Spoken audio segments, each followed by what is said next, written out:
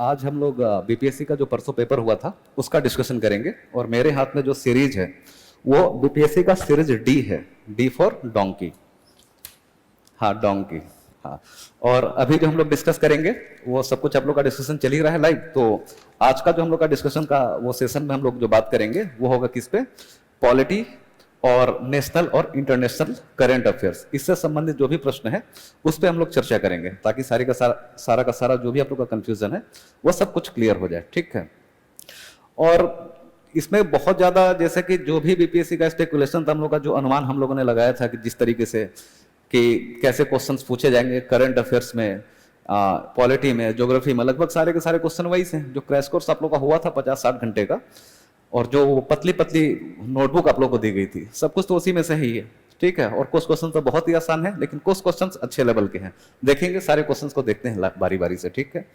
तो series D में जो पहला पॉलिटी का क्वेश्चन है वो क्वेश्चन नंबर 41 है, और बहुत सिंपल क्वेश्चन है कि संसद के कितने सत्र होते हैं, एक वर्ष में संसद के कितने सत्र होते हैं। हर किसी को पता होना चाहिए, मैगजीन पढ़ते होंगे, न्यूज पेपर पढ़ते होंगे, न्यूज चैनल देखते होंगे, ऐसे भी बचपन से सुनते आ रहे हैं कि बजट सत्र चल रहा है, शीतकालीन सत्र चल रहा है, मानसून सत्र चल रहा है, तो उतने ही सत्र होते हैं। ठीक ना। लेकिन थोड़ा सा इसको डिस्कस कर लेते हैं, आंसर तो अपने आप मिल जाता है, और ऐसे क्वेश्चन का आंसर तो बहुत ईजी होता है कि टॉपिक ही क्लियर हो जाए। इससे रिलेटेड और भी कहीं अगर कुछ पूछा जाता है तो उसका भी आप लोग जवाब दे पाए, तो उस हिसाब से हम लोग करेंगे। ठीक है।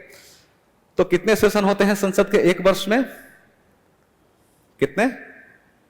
5। अच्छा, कौन सा? लैम्डक सेशन उस सेशन की यहां पर बात नहीं की जा रही है। यहां पर बात की जा रही है बस कि एक वर्ष में सामान्यतः जो संसद के सत्र होते हैं, मतलब बजट सत्र, मॉनसून सत्र और शीतकालीन सत्र की यहां पर बात की जा रही है। और सत्र कितने होंगे, कौन बुलाएगा, आह्वान कौन करेगा, और इसको डिसॉल्व कौन करेगा, ये सारी की सारी बातें कहां दी गई है? आर्टिकल 85 में। और इसमें क्या लिखा गया है? इसमें यह बात नहीं लिखी गई कितने सेशन होंगे कितने नहीं होंगे। सिर्फ यहां पर यह बात बताई गई है कि राष्ट्रपति समय समय पर संसद के सत्र का आहूत करेगा, मतलब राष्ट्रपति समय समय पर संसद का सत्र बुलाएगा। बस शर्त यह है कि किसी भी दो सत्र के बीच में 6 महीने से अधिक का गैप नहीं होना चाहिए। ठीक ना। मतलब अगर संविधान की भाषा पढ़े तो क्या निष्कर्ष निकलेगा कि कम से कम एक वर्ष में संसद के 2 सत्र होने ही चाहिए। लेकिन व्यवहार में हमारी संसद 3 सत्र बुलाती है। ठीक है। कौन कौन से सत्र है वो देख लेते हैं एक बार, ताकि लैम्डक सेशन और ये सब आप लोग आगे से ना बोले। एक होता है बजट सत्र, दूसरा होता है मॉनसून सत्र, और तीसरा होता है शीतकालीन सत्र। बजट सत्र कब से कब तक होता है? सबसे लंबा इसमें बजट सेशन ही होता है। ठीक ना। 4 मंथ का होता है ये, 4 मंथ्स का। मॉनसून 3 महीने का, और शीतकालीन सत्र सामान्य तौर पर 2 महीने का। अच्छा, ये जो मैं अवधि लिख रहा हूं ऐसा नहीं कोई फिक्स है, समय से पहले भी समाप्त की जा सकती है। जरूरत पड़ने पर संसद अपनी आपसी सहमति से इस सेशन को और लंबा भी खींच सकती है, लेकिन सामान्य तौर पर यह अवधि होती है। ठीक ना। फरवरी से बजट सेशन शुरू होता है, और कब तक चलेगा? मई तक चलेगा। जून गैप रहता है, फिर जुलाई से लेकर के सितंबर तक चलता है कौन सा? मॉनसून सत्र। फिर अक्टूबर को छोड़ दिया जाता है, नवंबर और दिसंबर जो है ये कौन सा सत्र होता है? शीतकालीन सत्र होता है। नाम क्यों है? बहुत सिंपल है, समय के हिसाब से देख लीजिए। फरवरी में हमारा बजट आता है, तो और ये लंबा भी इसलिए होता है क्योंकि सारी की सारी बातें कि इस वर्ष के लिए सरकार ने क्या क्या योजनाएं बनाई है देश के लिए, पिछले वर्ष सरकार का कैसा परफॉर्मेंस रहा, कितने पैसे आए, कितने खर्च हुए, इन सारी चीजों का जो है डिस्कशन इस सेशन में होता है। इसलिए सामान्य तौर पर ये लंबा होता है। समय के हिसाब से जुलाई से सितंबर वो हम लोग का क्या मानसून का सीजन होता है, तो इसलिए सीजन के नाम पर मानसून सत्र रख दिया गया है। और नवंबर दिसंबर में क्या होती है? सर्दियां होती हैं, इसलिए उसको शीतकालीन सत्र कह दिया जाता है। ठीक है। क्वेश्चन बहुत सिंपल था, क्लियर हो गया। 3 सत्र होते हैं, 5 सत्र नहीं होते। ठीक है। कुछ कंफ्यूजन रहा इसमें? ठीक।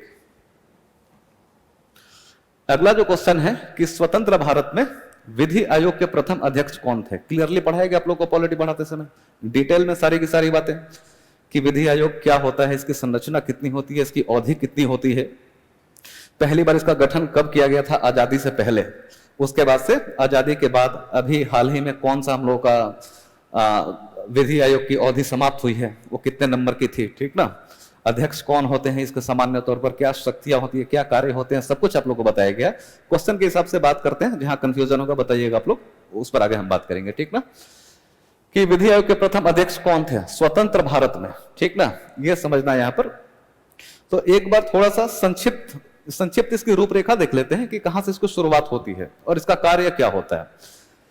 पता ही आप लोगों को फिर भी कि कार्य सिंपल सा इसका इतना है कि कई बार हमारे देश में जो प्रचलित कानून है, जो कानून चल रहे हैं, उसमें वो हमेशा वही उसी फॉर्मेट में चलते रहे तो जरूरी नहीं है ना। कभी उसमें ऐसा होता है कि कुछ सुधार की जरूरत है, या अब वो रिलेवेंट वो लॉ नहीं रह गया, उसको हटाना पड़ेगा, विधि अब अप्रासंगिक नहीं रह गई है तो उसको समाप्त करना पड़ेगा, या कुछ नया कानून बनाना पड़ेगा। इन सब के लिए सरकार क्या करती है, समय समय पर विधि आयोग की स्थापना करती है और उनको यही कार्य दिया जाता है कि कानूनी संरचना में किस तरीके का संवर्धन करना है, परिवर्तन करना है, इस बात का वो सुझाव दें, ठीक है। आजादी से पूर्व अगर देखेंगे तो स्पष्ट तौर पर जो चीजें देखने को आती है, 1833 में जो लगभग आजादी से पहले ब्रिटिश भारत में अंग्रेजों ने लगभग 50 विधि आयोग का गठन किया था। उसमें 1833 के बाद से अगर शुरू करेंगे तो 1833 का जो अधिनियम आया था, उस अधिनियम में बहुत सारी बातें थी, उसके लिए बहुत सारी कानूनी संरचना में परिवर्तन करना था, कानूनों का एकीकरण करना था। तो जो भी कानूनी चीजें थी उन सब के एकीकरण के लिए और एक आयोग का गठन किया गया। किसके नेतृत्व में किया गया था? 1834 में जो लॉ कमीशन का गठन किया गया था, किसके नेतृत्व में किया गया था, बताइए आप। अच्छा नहीं, लॉर्ड मैकाले के अध्यक्षता में किया गया था। उसके बाद से भी अंग्रेजों ने बहुत सारे आयोग का गठन किया, लगभग 50 आयोग का गठन किया था, ठीक ना। 1853 में हुआ था, 1859 में हुआ था, 62 में हुआ था, 1879 में हुआ था, ठीक है। तो बहुत सारे हुए थे, वहां पर नहीं रुकते हैं, आते हैं सीधा आजादी के बाद। आजादी के बाद संविधान के लागू होने के पश्चात हमारे संविधान में एक अनुच्छेद है, आर्टिकल 372। इसमें एक बात लिखी गई थी। उस समय संविधान सभा ने जो संविधान बनाया और संविधान को लागू किया गया, उससे पहले हमारे देश में बहुत से विधियां प्रचलित थी ऑलरेडी। कोड जैसे कि आईपीसी हो गया, इंडियन पेनल कोड हो गया, और इस तरीके के तमाम कानूनी संरचना विद्यमान थी।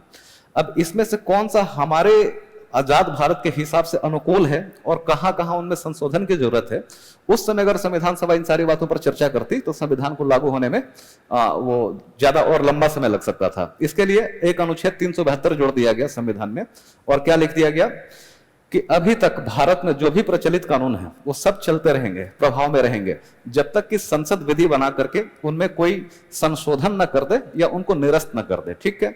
तो 1955 में सब कुछ प्राथमिक कार्य सरकार के जो भी थे, सरकार ने अपना किया, और 1955 तक आते आते अब सरकार को ऐसा लगा कि वर्तमान परिस्थितियों के हिसाब से, अपने देश की आवश्यकताओं के हिसाब से कानून में क्या परिवर्तन करना है और क्या नहीं करना है, कुछ बदलाव करने हैं तो वो क्या होने चाहिए। इसके लिए प्रथम विधि आयोग की स्थापना की, और किसके नेतृत्व में की?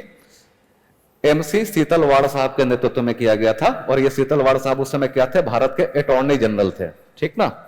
इसका सही आंसर क्या होगा? एमसी सीतलवाड़, ठीक है। क्या कार्यकाल सामान्य तौर पे 3 वर्षों का होता है, ठीक ना। हाँ ठीक है, तो इसका आंसर सी होगा। 42 का आंसर क्या होगा? सी, एमसी सीतलवाड़। अगला है, ये अच्छा क्वेश्चन है। अभी तो दो वो एकदम सिंपल सा फैक्चुअल क्वेश्चन था।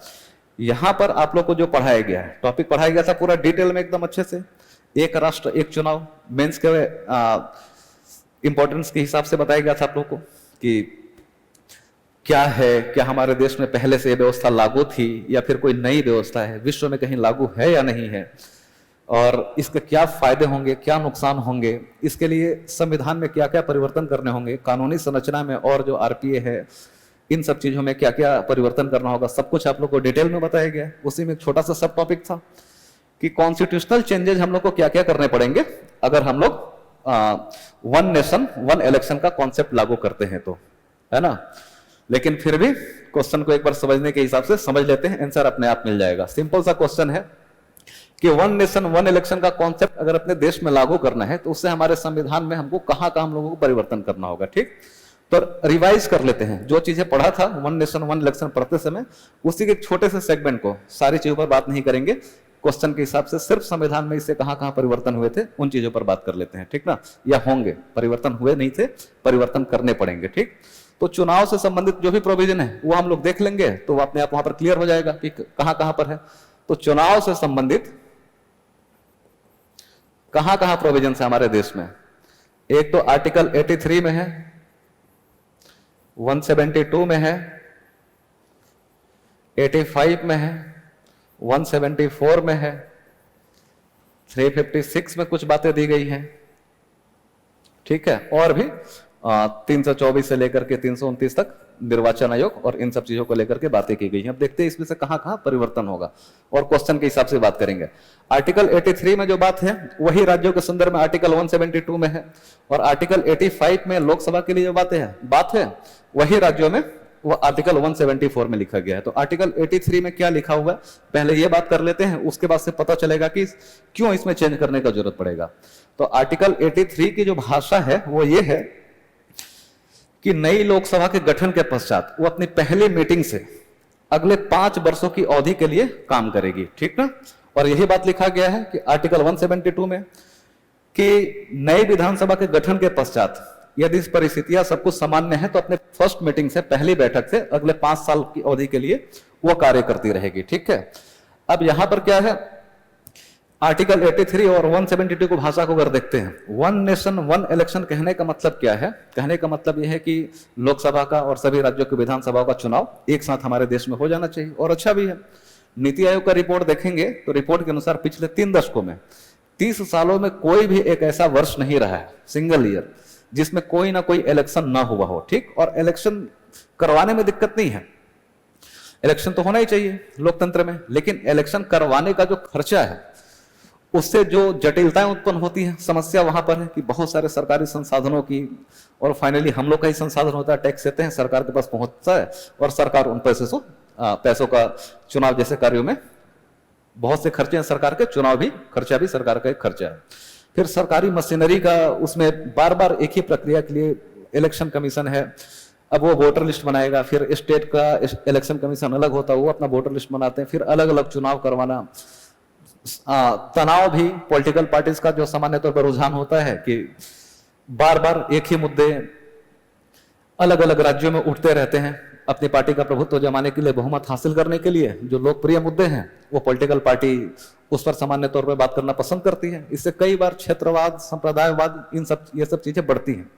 तो ये सब चीजें ना हो, ठीक है, सरकारी संसाधनों का दुरुपयोग ना हो। फायदे आप लोगों को बहुत बताए गए थे इसके, उनमें से बस तो इसके लिए वन नेशन वन इलेक्शन का कॉन्सेप्ट लाने पर सरकार विचार कर रही है। और तो एक साथ सभी राज्यों के विधानसभाओं का चुनाव करवाना है और साथ में लोकसभा का भी चुनाव करवाना है। इसमें क्या है, अभी किसी स्थिति क्या है कि वर्तमान जो लोकसभा है इसका कार्यकाल 2024 में समाप्त होगा।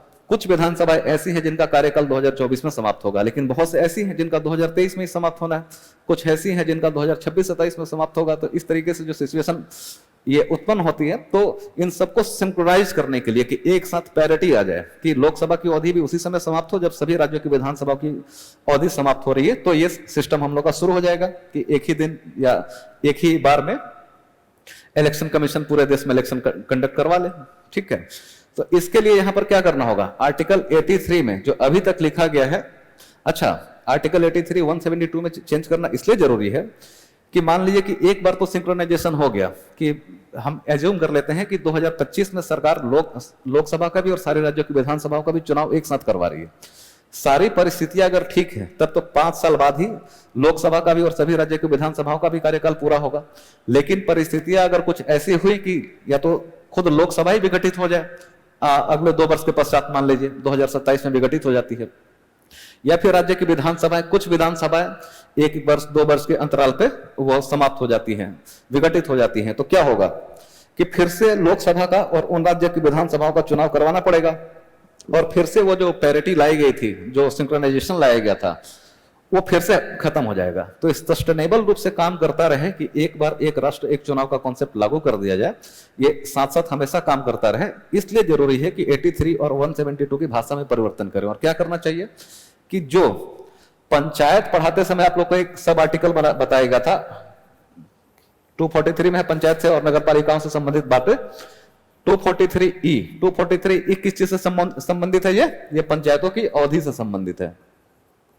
याद है, एक एक चीज बताया गया था 243 से लेकर के 243A में क्या है, बी में क्या है, सी में क्या है, आरक्षण डी में है, ई अवधि में, अवधि ई में है।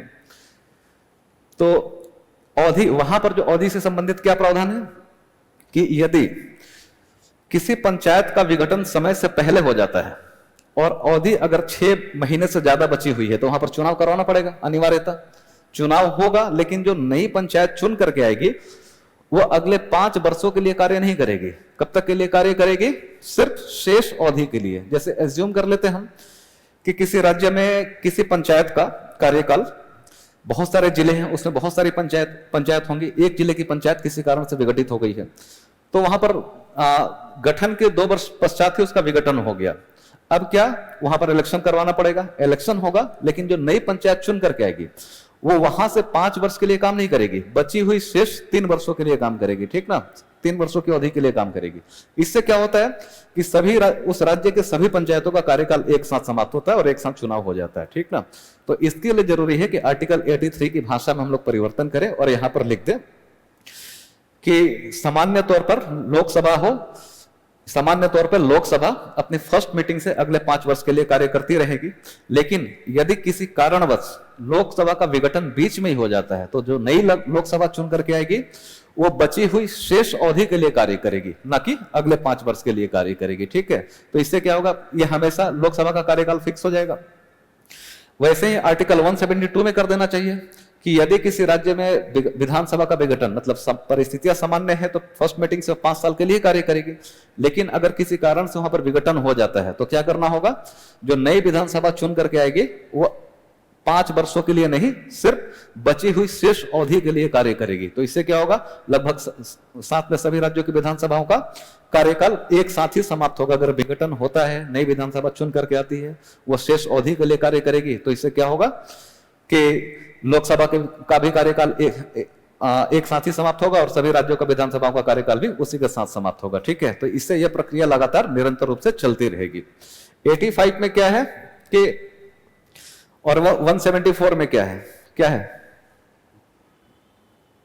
अच्छा, आंसर तो यहीं से निकल जाएगा। ठीक है, कोई बात नहीं, फिर भी यहां पर बात कर लेते हैं कि 85 और 174 में क्या है। कि यहां पर राष्ट्रपति को अधिकार दिया गया है कि राष्ट्रपति प्रधानमंत्री की सलाह पर लोकसभा को वो उसको समाप्त कर सकता है, उसका विघटन कर सकता है। ठीक ना, और 174 में वही बात मुख्यमंत्री और गवर्नर को लेकर के लिखी गई है कि मुख्यमंत्री की सलाह पर गवर्नर उस राज्य की विधानसभा का विघटन कर सकता है। लेकिन क्या है कि अब मान लीजिए कि अगर मंत्री परिषद या प्रधानमंत्री या राज्य में मुख्यमंत्री और मंत्री परिषद की सलाह से अगर विधानसभा का विघटन हो जाता है तो एक छोटा सा ग्रुप मिल करके पूरी चुनी हुई विधानसभा या लोकसभा का विघटन करवा देते हैं। लेकिन ये प्रक्रिया सही ढंग से चलती रहे, इसमें कोई समस्या ना है, और बीच बीच में बार बार लोकसभा हो या विधानसभा हो उसका विघटन बार बार ना हो। अविश्वास प्रस्ताव चीजें इस टाइप की जो राजनीति होती है कि तुरंत सरकार को किसी भी तरीके से गिराना है, विघटन करवा करके विधानसभा या लोकसभा का फिर से चुनाव करवाना है। तो इस प्रक्रिया को रोकने के लिए यहां पर क्या करना चाहिए कि एक संशोधन कर देना चाहिए कि केंद्र के स्तर पर राष्ट्रपति सिर्फ प्रधानमंत्री नहीं बल्कि विशेष बहुमत, वैसे ही राज्यों में क्या कर देना चाहिए कि सिर्फ मुख्यमंत्री की सलाह पर नहीं गवर्नर विघटन करेगा, बल्कि उस विधानसभा के सभी सदस्यों का अगर 2/3 बहुमत वहां पर अगर मिलता है तो फिर उस विधानसभा का विघटन किया जाएगा। इससे क्या होगा, स्थिरता आएगी, विधानसभा के कार्यकाल में स्थिरता आएगी, बार बार उसके विघटन का प्रयास नहीं किया जाएगा। और करना है तो विधानसभा की बड़ी सहमति से वो करेंगे। अगर इतनी सहमति है तो होना चाहिए कि हाँ वाकई में विघटन कर दिया जाना चाहिए। ठीक है, तो इसलिए जरूरी है। आर्टिकल 356 में क्या है, हाँ राष्ट्रपति शासन है। किस आधार पर लगाया जाता है राष्ट्रपति शासन, बताइए आप? युद्ध या बाहरी आक्रमण होगा तो लगाएंगे। अच्छा हाँ ठीक है। अगर किसी राज्य में संवैधानिक यदि किसी राज्य की कार्यप्रणाली संविधान के उपबंधों के अंतर्गत रह करके नहीं चलाई जा रही है, अर्थात वहां पर कॉन्स्टिट्यूशनल मशीनरी अगर फेल हो गई है, तो वहां पर क्या हो सकता है, राष्ट्रपति शासन लगाया जा सकता है और विधानसभा का विघटन किया जा सकता है। अब यहां पर एक प्रोविजन और जोड़ना होगा। यहां पर क्या जोड़ना होगा कि अभी तक मान लीजिए कि सिर्फ कॉन्स्टिट्यूशनल मशीनरी फेल हो रही है, तो ये तो मजबूरी है, करना ही पड़ेगा। लेकिन पैरिटी लाने के लिए अगर हम चाहते हैं कि कुछ राज्यों का विधानसभा का कार्यकाल आगे है, कुछ का पहले होना है और उसका विघटन करना है, तो एक यहां पर प्रोविजन और हम लोग को जोड़ना पड़ेगा कि राष्ट्रपति, एक तो पहले से ऐड है ही कि संवैधानिक तंत्र अगर विफल होता है, कॉन्स्टिट्यूशनल मशीनरी अगर फेल होती है, तो उसका विघटन कर दिया जाएगा। लेकिन यह भी हो सकता है कि सभी राज्यों की विधानसभाओं का चुनाव एक साथ हो, इससे सिंक्रोनाइज करने के लिए उस राज्य की विधानसभा का विघटन किया जाता है। ठीक है, और राष्ट्रपति शासन अपने हाथ में लेते हैं जब तक कि वहां पर चुनाव संपन्न नहीं हो जाता है, तो यहां पर एक संशोधन करना पड़ेगा। ठीक है, इसके अलावा भी एक्ट्स वगैरह आप लोग को जो भी बताए गए थे, जैसे रिप्रेजेंटेशन ऑफ पीपल्स एक्ट 1951 में क्या क्या परिवर्तन होंगे, एंटी डिफेक्शन लॉ में कुछ परिवर्तन करना चाहिए या नहीं, पंचायती राज संस्थाओं का चुनाव भी अगर शामिल कर लेते हैं साथ में, तो राज्य चुनाव आयोग और केंद्रीय निर्वाचन आयोग ये सब मिल करके एक साथ कैसे काम करेंगे, ये सारी चीजें डिटेल में हुई है। लेकिन हम लोगों ने जो अभी तक डिस्कस किया वहीं से हमारा आंसर निकल जाएगा। क्या है, आर्टिकल 172 आएगा, 356 आएगा, 83 आएगा, 246 डायरेक्टली नहीं आएगा। ठीक ना, यहां पर क्या है, 246 में क्या है, अनुसूचियां दी गई है। 246(1) में संघ सूची, 246(2) में राज्य सूची और 246(3) में समवर्ती सूची दी गई है, और बाकी चीजें आप लोग को पता ही वहां पर। तो 246 में डायरेक्ट कोई चेंजेज होगा ये जरूरी नहीं है, लेकिन ए, बी और डी में परिवर्तन हो रहा है। इसका मतलब क्या है कि मोर देन 1, एक से ज्यादा ऑप्शन सही है, इसलिए इसका आंसर क्या हो जाएगा, ई। ठीक है, ई इसका सही आंसर होगा। क्लियर है? हाँ। अगला है, किस राज्य में पंचायती राज व्यवस्था नहीं है। अच्छा, पहले ही आप लोगों को पॉलिटी का क्लास करवाते समय बताया गया था कि क्या क्या चीजें इस बार के यूपीएससी पीटी के हिसाब से, बीपीएससी के हिसाब से, यूपीपीसीएस पीटी या मेंस जो भी होना है, क्या क्या चीजें इंपॉर्टेंट है। लगभग सारी चीजें वही आई है कि आप लोगों को बताया गया था कि राष्ट्रपति और उपराष्ट्रपति का चुनाव इस वर्ष हुआ था, तो उसमें से क्वेश्चंस पूछे जाएंगे। संसद और पंचायती राज व्यवस्था लगभग हर एग्जाम में, पीटी का लेवल हो, मेंस का लेवल हो, इवन कि आप लोग इंटरव्यू देने जाएंगे वहां पर भी ये ऐसी बातें हैं कि जहां पर हर वर्ष सवाल पूछा ही जाता है कहीं ना कहीं से। ठीक, इस बार बीपीएससी ने खास तौर पर फोकस रखा है, और जो अनुमान लगाकर आप लोग को दिया गया था नोट्स, वो सारा का सारा 18 से 20 पन्ने का नोट्स होगा। कितने पेज का है?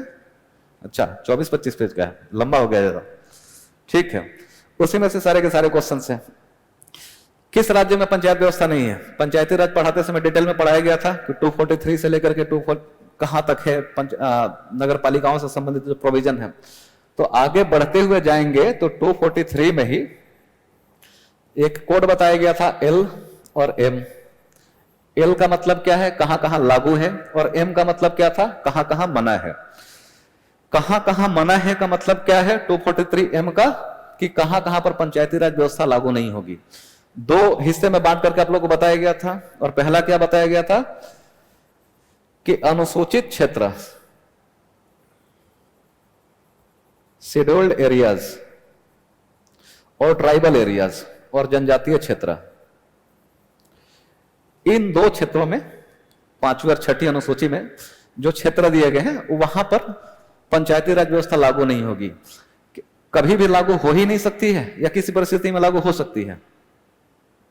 हाँ, कुछ परिस्थितियों में लागू हो सकती है यदि उस राज्य की विधानसभा विशेष बहुमत से अपना पारित करके संसद के प्रस्ताव भेजे कि हम चाहते हैं कि इन क्षेत्रों में भी पंचायती राज व्यवस्था लागू हो, तो सरकार वहां पर लागू कर सकती है।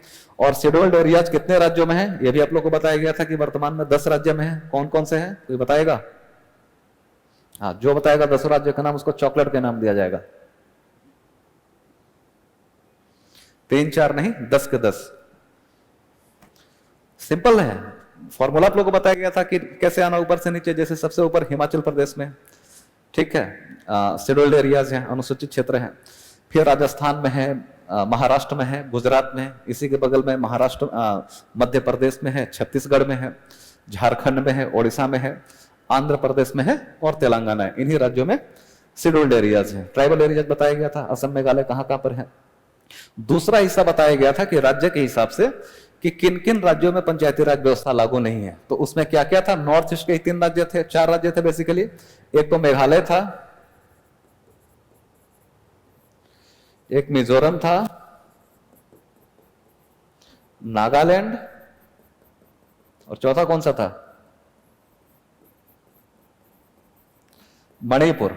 मणिपुर के वह पहाड़ी क्षेत्र जहां स्वशासी जिला परिषदें कार्य कर रही है, वहां पर जिला पंचायत से संबंधित प्रावधान वहां पर लागू नहीं होंगे मणिपुर में। इसके अलावा मेघालय, मिजोरम और नागालैंड में पंचायती राज व्यवस्था लागू नहीं होगी, बताया गया था। हाँ, तो उस हिसाब से आंसर क्या होना चाहिए, एक से अधिक, more than one of the above, इसका आंसर होगा ई। ठीक है, क्लियर है।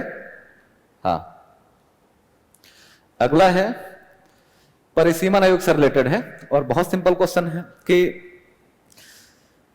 किस वर्ष तक हमारे देश में परिसीमन नहीं होगा। परिसीमन का मतलब क्या होता है, संबंध इसका किस आर्टिकल से है, 82, बिल्कुल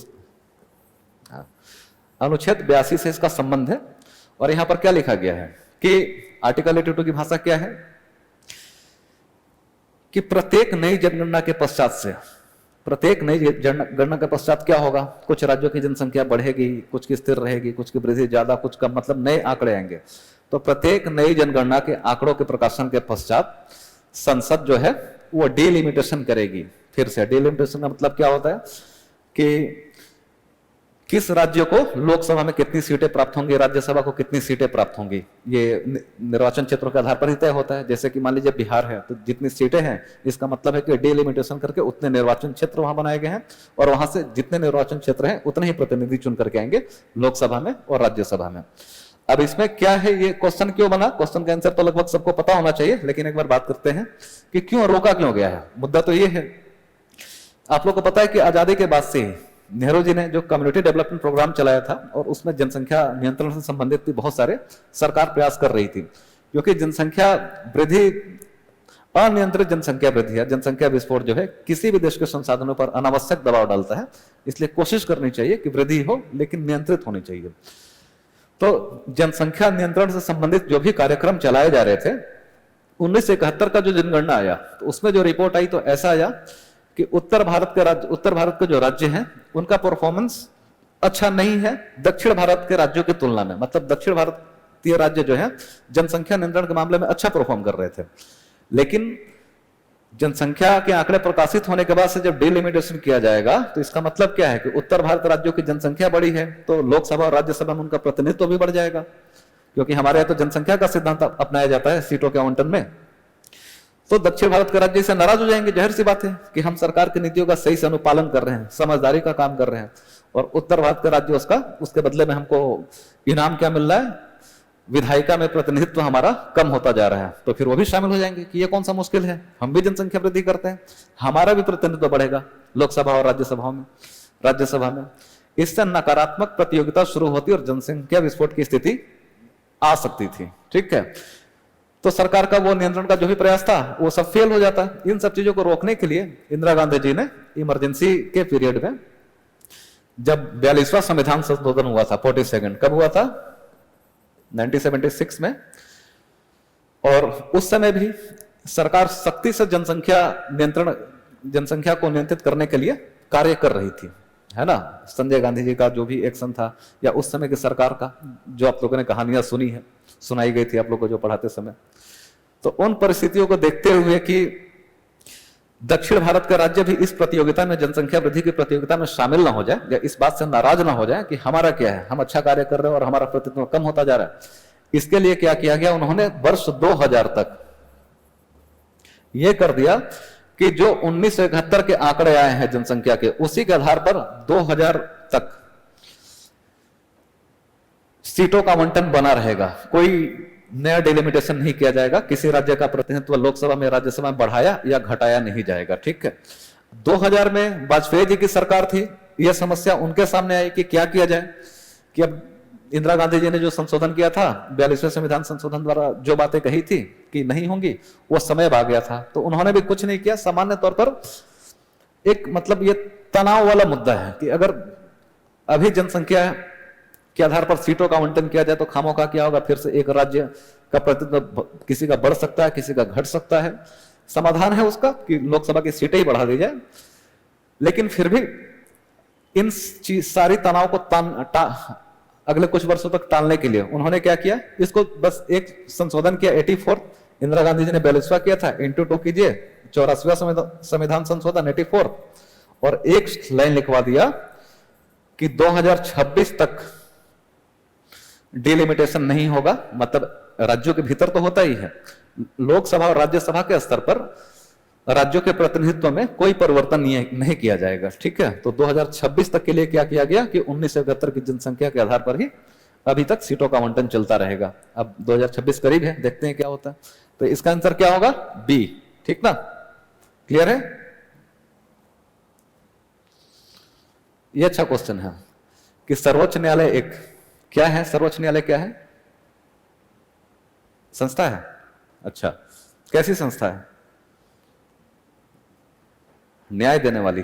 अच्छा, हाँ, न्याय तो देती ही है, इसके अलावा भी इसके बहुत सारे कार्य हैं, देखते हैं क्या क्या कार्य है।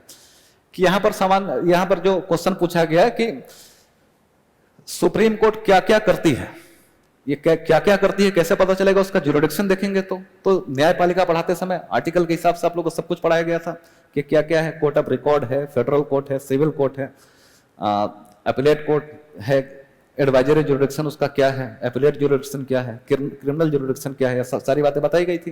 तो यही बातें वहां पर है कि मानवाधिकारों का संरक्षक है। ऐसे व्यवहार में देखेंगे तो मानवाधिकारों का संरक्षक तो है ही, लेकिन जो संविधान में भाषा का इस्तेमाल किया गया वो क्या किया गया है कि मूल अधिकारों का संरक्षक है।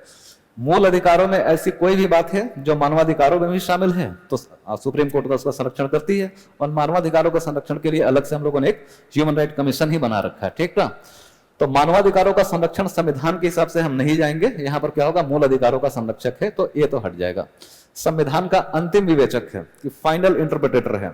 सही है, गलत है? बिल्कुल सही है कि सुप्रीम कोर्ट ही संविधान का अंतिम क्या होता है, वो व्याख्याकार होता है, इंटरप्रेटर होता है। तो सिंपल सा है। ठीक है, सिविल न्यायालय है या नहीं है? अगर कुछ आर्टिकल में लिखता हूं, आप लोग को याद होगा तो बताइएगा।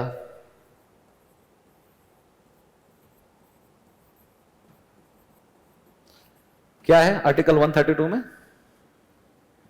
आर्टिकल 132 में है कि संवैधानिक मामलों, कुछ ऐसा मामला सुप्रीम कोर्ट के सामने, मतलब ऐसे मामलों पर सुनवाई सुप्रीम कोर्ट कब करेगी, उसमें क्या है, जहां संविधान की व्याख्या का प्रश्न हो। ठीक ना, तो आर्टिकल 132 से ही सिद्ध क्या होता है कि ये संवैधानिक मामलों के विश्लेषण का, व्याख्या का अधिकार सुप्रीम कोर्ट के पास है। ठीक ना, आर्टिकल 133 में क्या था, सिविल मामलों की अपील सुप्रीम कोर्ट कैसे की जाएगी, और आर्टिकल 134 में क्या था, क्रिमिनल मामलों की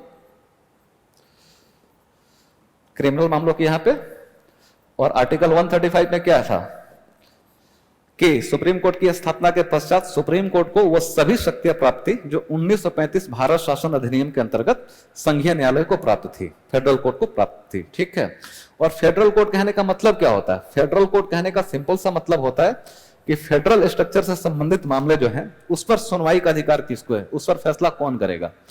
और फेडरल किस्म का मामला कैसा होता है?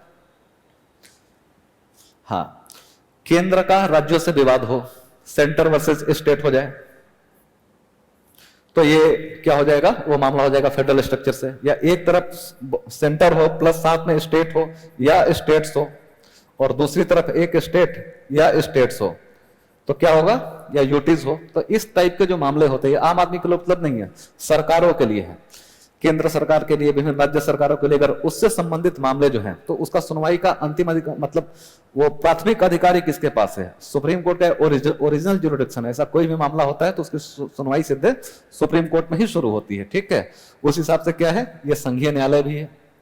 ठीक है, संविधान का अंतिम विवेचक भी है, सिविल न्यायालय भी है, आर्टिकल 133। ठीक है, जो है पहला मानवाधिकारों का संरक्षक है, संविधान में स्पष्ट तौर पर लिखा नहीं गया है, व्यवहार में ये बातें हैं, मूल अधिकारों का संरक्षक है।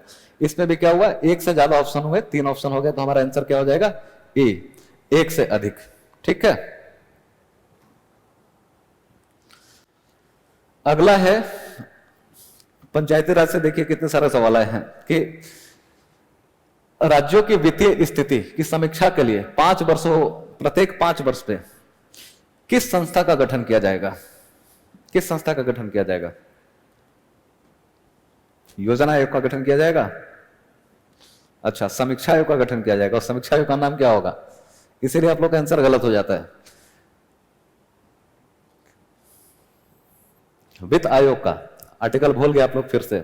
243I क्या है? के में राज्य निर्वाचन आयोग के बारे में बताया गया था कि पंचायतों में चुनाव किस तरीके से कराया जाएगा, उनके लिए वोटर लिस्ट कैसे बनाएगी, इससे बातें कहां थी? 243 के में राज्य निर्वाचन आयोग की। और 243I में क्या है? राज्य वित्त आयोग, स्टेट फाइनेंस कमीशन। और इसका कार्य क्या है? कौन इसका गठन करेगा? साफ साफ भाषा लिखा गया है अनुच्छेद 243I में कि गवर्नर समय समय पर राज्य में पंचायती राज संस्थाओं की वित्तीय स्थिति को सुदृढ़ करने के लिए, उनमें सुधार करने के लिए, कोई समस्या है तो उसको दूर करने के लिए, या राज्यों के पास जो फंड है उसमें से कितना हिस्सा आवंटित किया जाना चाहिए पंचायती राज संस्थाओं को, और उनकी वित्तीय स्थिति क्या है, ओवरऑल होलिस्टिक, उसकी समीक्षा के लिए क्या किया जाता है? प्रत्येक 5 वर्ष पर यह बाध्यकारी है कि गवर्नर एक वित्त आयोग का गठन करेगा। और ये वही राज्य में एग्जैक्टली अगर आप लोग को राज्य वित्त आयोग याद नहीं है तो सिंपल आर्टिकल 280 में जो सेंट्रल फाइनेंस कमीशन की बात की गई थी वही है, सारी बातें वही हैं। जहां पर सेंटर है वहां स्टेट कर दीजिए, और जहां पर स्टेट है वहां पर पंचायती राज इंस्टीट्यूशन कर दीजिए, तो हो जाएगा कि जो केंद्रीय वित्त आयोग का कार्य है वही एक राज्य के भीतर राज्य वित्त आयोग का कार्य होता है। ठीक है, क्लियर है? तो प्रत्येक 5 वर्ष पे गवर्नर किस बात की किस संस्था का गठन करेंगे? पंचायतों की वित्तीय स्थिति का पता लगाने के लिए स्टेट फाइनेंस कमीशन का, वित्त आयोग का। ठीक है, और इससे संबंधित जो भी प्रोविजंस है आप लोग को पढ़ाया गया है डिटेल में, तो उतना नहीं जाएंगे, डिस्कशन लंबा हो जाएगा हम लोग का काफी। अगला क्वेश्चन है सामुदायिक विकास का उद्देश्य क्या है? What is the objective of community development? क्या होता है सामुदायिक विकास? क्या होता है बताइए आप? अच्छा, सामुदायिक विकास सीधा सीधा नहीं, परिभाषा नहीं पता है। बहुत सी चीजें ऐसी हैं जो हर चीज आप लोगों को नहीं बताया जा सकता है। परिभाषा सामुदायिक विकास, आप लोग जो बैठे हैं समुदाय है या नहीं है? हाँ, बहुत सारे लोग मिल जाएंगे तो समुदाय हो जाता है, कम्युनिटी हो जाती है।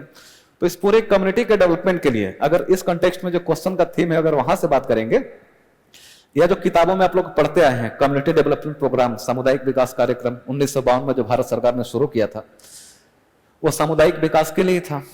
और सामुदायिक विकास का सिंपल सा मतलब यह होता है कि स्थानीय लोग सरकारी संगठनों के साथ मिलकर स्वयं के सर्वांगीण विकास के लिए, चौतरफा विकास के लिए जो प्रयास करते हैं वही प्रक्रिया क्या कहलाती है? सामुदायिक विकास की प्रक्रिया। अर्थात वह प्रक्रिया जिसके अंतर्गत स्थानीय लोग सरकारी संगठनों के साथ मिलकर के अपने स्वयं के सामाजिक, आर्थिक, राजनीतिक, सांस्कृतिक प्रत्येक प्रकार के विकास की कोशिश करते हैं, सर्वांगीण विकास की कोशिश करते हैं, वो सामुदायिक विकास कहलाता है, कम्युनिटी डेवलपमेंट कहलाता है। ठीक है, इसे क्लियर हो गया डेफिनेशन से कि प्रत्येक प्रकार का मतलब अब क्या सर्वांगीण विकास जैसे कहेंगे, चौतरफा विकास कि प्रत्येक तरीके से विकास हो, समाज का, व्यक्ति का या समुदाय का, तो उसमें बहुत सारी बातें आ जाएंगी। बहुत सारी बातें मतलब बहुत ही वो क्या व्यापक अवधारणा हो जाती है, कॉम्प्रिहेंसिव कॉन्सेप्ट हो जाता है। ठीक, देखते हैं अब किसी समुदाय का विकास करना है तो ह्यूमन कैपिटल का विकास करना होगा कि नहीं होगा? मानव पूंजी का, बिल्कुल हर प्रकार के। अगर उद्देश्य हम लेकर के चले कि क्या क्या उद्देश्य होना चाहिए, तो सर्वांगीण विकास की हम बात करते हैं। इसमें सारा का सारा एस्पेक्ट वही जाता है। सर्वांगीण विकास में कहां कुछ छूटता है? सोसाइटी आ जाएगी, एडुकेशन, पॉलिटिक्स,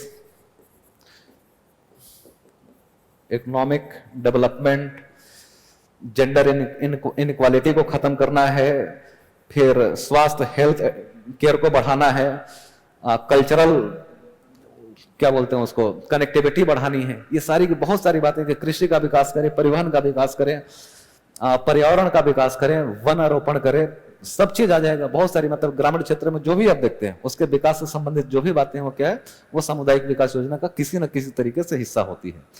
तो देखेंगे कायदे से सामुदायिक विकास का उद्देश्य क्या है, तो लगभग सारा का सारा है। मानव पूंजी का निर्माण करना है, बिल्कुल करना है। आर्थिक विकास अगर ग्रामीण क्षेत्रों का करना है तो जब तक मानव एक पूंजी के रूप में डेवलप नहीं हो जाता, वो बोझ से हट करके पूंजी की ओर जब तक शिफ्ट नहीं हो जाता है, तब तक उस क्षेत्र का या समुदाय का आर्थिक विकास नहीं हो सकता। पर्यावरण संरक्षण, वनारोपण एक उद्देश्य है। वनारोपण करने से क्या होता है, लोगों को रोजगार भी मिलता है, स्वास्थ्य से संबंधित फायदे भी मिलते हैं, हरियाली बढ़ती है, और उससे क्या है, हमारे पर्यावरण का संरक्षण भी होता है। समरस जीवन बिल्कुल है कि जब तक सब मिलजुल कर रहेंगे नहीं, यही होता सांस्कृतिक विकास का। बस ये समझिए कि पहलू है कि समुदाय के अंदर हर किसी का, हर संस्कृति का, एक समुदाय दूसरे समुदाय की संस्कृति का इज्जत करे तो वो क्या है, वो समरस जीवन हो जाएगा, हार्मोनियस लाइफ का। आर्थिक विकास बिल्कुल करना पड़ेगा। लगभग सारे के सारे विकास आर्थिक विकास पे टिके हुए हैं, और सभी विकासों पर आर्थिक विकास टिका हुआ है। आर्थिक विकास होगा तो स्पाइरल ऑफ फोर्सेस एक्टिव होंगे, और जो भी आप लोगों ने इकोनॉमी में पढ़ा है कि आर्थिक विकास होने से एडुकेशन का, हेल्थ का, फिजिकल फिटनेस का, इन सारी चीजों का वो विकास होता है, और ये सारी चीजें मिलती हैं तो व्यक्ति आर्थिक विकास करता है। तो इसका आंसर क्या हो जाएगा, एक से अधिक। क्लियर हुआ? देखिए सीधा कम्युनिटी डेवलपमेंट प्रोग्राम क्वेश्चन में नहीं लिखा हुआ है, ठीक ना। अगर लिखा होता कि सामुदायिक विकास कार्यक्रम 1952 का उद्देश्य क्या है, तो वहां पर फिर हो सकता है कि उसमें भी लगभग यही होते हैं कि एक तो जैसे कि जो उद्देश्य होते हैं कुछ तो प्रत्यक्ष होते हैं जो हमें दिखाई देते हैं, और कुछ अप्रत्यक्ष होते हैं जो मतलब वो अमूर्त टाइप की अवधारणा होती है, ठीक ना। कि सांस्कृतिक विकास करना है, कैसे दिखाई देगा, इस आर्थिक विकास हो रहा है तो देख सकते हैं, परिवहन का विकास हो रहा है तो देख सकते हैं, लेकिन उसमें जो दर्शन वाला हिस्सा, मतलब कुछ ऐसी बातें होती हैं जिसके बिना, जैसे कि सामुदायिक विकास कार्यक्रम 1952 का मैं एक उद्देश्य बताता हूं कि ग्रामीण क्षेत्र की जनता का वो क्या था, मस्तिष्क परिवर्तन करना। मस्तिष्क का मतलब निकाल करके उसमें कुछ और बकरे बकरे का लगा दे, ऐसा कुछ था नहीं। औपनिवेशिक सोच से जो ग्रसित हो गए थे वो खुद को मानव पूंजी के रूप में तब्दील कर पाए कि खुद भी कुछ कर सकते हैं। जब तक मन से प्रयास नहीं करेंगे, खुद को उस चीज, किसी चीज को करने के लिए तैयार नहीं करेंगे, तब तक चीजें सफलतापूर्वक आसानी से हो नहीं पाती हैं, ठीक ना। तो मस्तिष्क का परिवर्तन कहने का मतलब है कि मन का परिवर्तन करना, ग्रामीण भारत की जनता में आत्मविश्वास का संचार करना, यह भी 1952 के प्रोग्राम का एक उद्देश्य था। तो यह मूर्त अवधारणा ही है, कैसे पता चलेगा, ठीक है। तो उस हिसाब से आंसर क्या होगा, इसका ई होगा। क्वेश्चन पढ़ते समय ध्यान रखना होगा कि कम्युनिटी डेवलपमेंट प्रोग्राम पूछा गया है, कम्युनिटी डेवलपमेंट है, बताया गया था, लिस्ट भी दिया गया आप लोगों का कि 16वें जो राष्ट्रपति का चुनाव हुआ है वो कौन बने हैं राष्ट्रपति, कौन बने हैं, उपराष्ट्रपति, सॉरी, हाँ, जगदीप धनखड़ जी बने हैं। उसमें जो निर्वाचक मंडल है, उस निर्वाचक मंडल की बात कहां की गई है, वहां पर जाएंगे, कौन कौन वोट दे सकते हैं उपराष्ट्रपति को, अपने आप क्लियर हो जाएगा। मतलब उपराष्ट्रपति के इलेक्टोरल कॉलेज में कितने मेंबर्स होते हैं, क्वेश्चन सीधा का सीधा यही है। आर्टिकल 66 यहां पर आएंगे तो दो ही बातें लिखी गई हैं कि संसद के दोनों सदनों के, लोकसभा और राज्यसभा, दोनों सदनों के, हाँ, सभी सदस्य निर्वाचित सदस्य, हाँ, संसद के दोनों सदनों के सभी सदस्य उपराष्ट्रपति के इलेक्टोरल कॉलेज का हिस्सा होते हैं, मतलब वोट करते हैं। अभी लोकसभा में कितने सदस्य हैं, टोटल सीट कितनी है लोकसभा में, इतने पर चुनाव होता है, इसको बोलते हैं सैंक्शन्ड स्ट्रेंथ। मतलब अधिकतम हमारे लोकसभा में अभी बिना किसी संविधान संशोधन के 552 सदस्य हो सकते हैं, और क्लियरली बताएगा कितने हो सकते हैं, 530 होंगे राज्यों से, 20 यूटीज के लिए छोड़ा गया है, और 2 एंग्लो इंडियंस का मनोनयन होता था। क्यों, संविधान का 104वां संशोधन 104 कॉन्स्टिट्यूशनल अमेंडमेंट 2019 में जो हुआ, इसमें क्या कर दिया गया है कि ये जो प्रोविजन था कि अगर राष्ट्रपति को ऐसा लगता है कि लोकसभा में एंग्लो इंडियन समुदाय का प्रतिनिधित्व कम है, ऐसे ही गवर्नर को अगर राज्य में लगता है कि विधानसभा में एंग्लो इंडियन समुदाय का प्रतिनिधित्व कम है, तो राष्ट्रपति लोकसभा में 2 और गवर्नर विधानसभा में 1 एंग्लो इंडियन समुदाय के सदस्य का मनोनयन कर सकते थे। अब इस प्रोविजन को समाप्त कर दिया गया, ठीक ना। तो 530 जो है इस पर तो पूरा का पूरा मतलब ये चुनाव होता है, ये 20 में से 13 सीट पे ही चुनाव होता है, 7 सीट अभी अलॉट नहीं हुए, ठीक ना। इसका मतलब क्या है, 530 और 13 टोटल 543 सीट पर लोकसभा का अभी चुनाव होता है। 543 सीट पे ही होता है। कितने पर हुआ था मोदी जी ने, बहुमत कितने पर साबित करना होता है? केंद्र में सरकार बनाने के लिए कितने सदस्यों के समर्थन की आवश्यकता होती है? 370, 372, हाँ उतने ही, वो इसे अगर 543 पे ही निकाला जाता है, ठीक है। वैसे ही राज्यसभा में कितने सदस्य हैं? जो सैंक्शन स्ट्रेंथ है ये है 250, लेकिन क्या 250 सीटों पर चुनाव होता है? हाँ, इसमें से 238 और 12 दो क्लासिफिकेशन किया गया है। 12 पे कौन जाएंगे? मनोनीत होकर के राष्ट्रपति के द्वारा। 238 से तो चुनाव होता है नहीं, इसमें भी 5 सीट जो है किसी को अलॉट नहीं किया गया, ठीक ना। तो 233 सीट पर ही इसका अभी चुनाव होता है और 12 सीट इधर, मतलब कितने हो जाते हैं टोटल? 245 आएंगे राज्यसभा से, ऐड करेंगे तो 788 यहां पर आ जाएगा 788। इसका मतलब आंसर क्या हो जाएगा हमारा? ए हो जाएगा 788। हम लोग इसी को सही मानेंगे, ठीक ना, क्योंकि प्रेस ट्रस्ट ऑफ इंडिया ने चुनाव से जस्ट पहले जो आंकड़ा जारी किया था वही है। लेकिन टोटल अगर वोटर्स देखेंगे तो उसमें कुछ आपको अंतर नजर आ जाएगा कि इलेक्टोरल कॉलेज में कुछ कम सदस्य थे, क्योंकि जम्मू कश्मीर में से जो 4 सदस्य आते हैं वो भी आ नहीं पाए थे। त्रिपुरा से 1 सदस्य कम थे, मतलब त्रिपुरा से 1 सीट खाली है, जो 1 सीट उनको मिली हुई है। और 3 जिन सदस्यों का नॉमिनेशन 12 में से वो कम थे, ठीक ना, मतलब लगभग 780 लोगों ने वोट किया।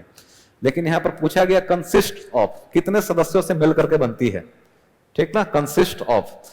इसका मतलब क्या है, हम जाएंगे थ्योरेटिकली कि अभी कितने जो संख्या है वो है 788। इसका मतलब क्या हो जाएगा? आंसर ए 788, ठीक है।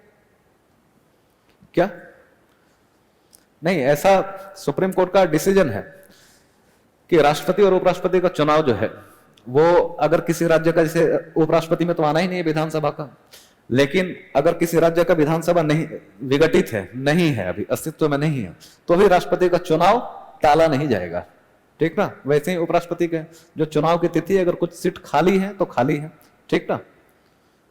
हाँ, चुनाव तो होगा ही।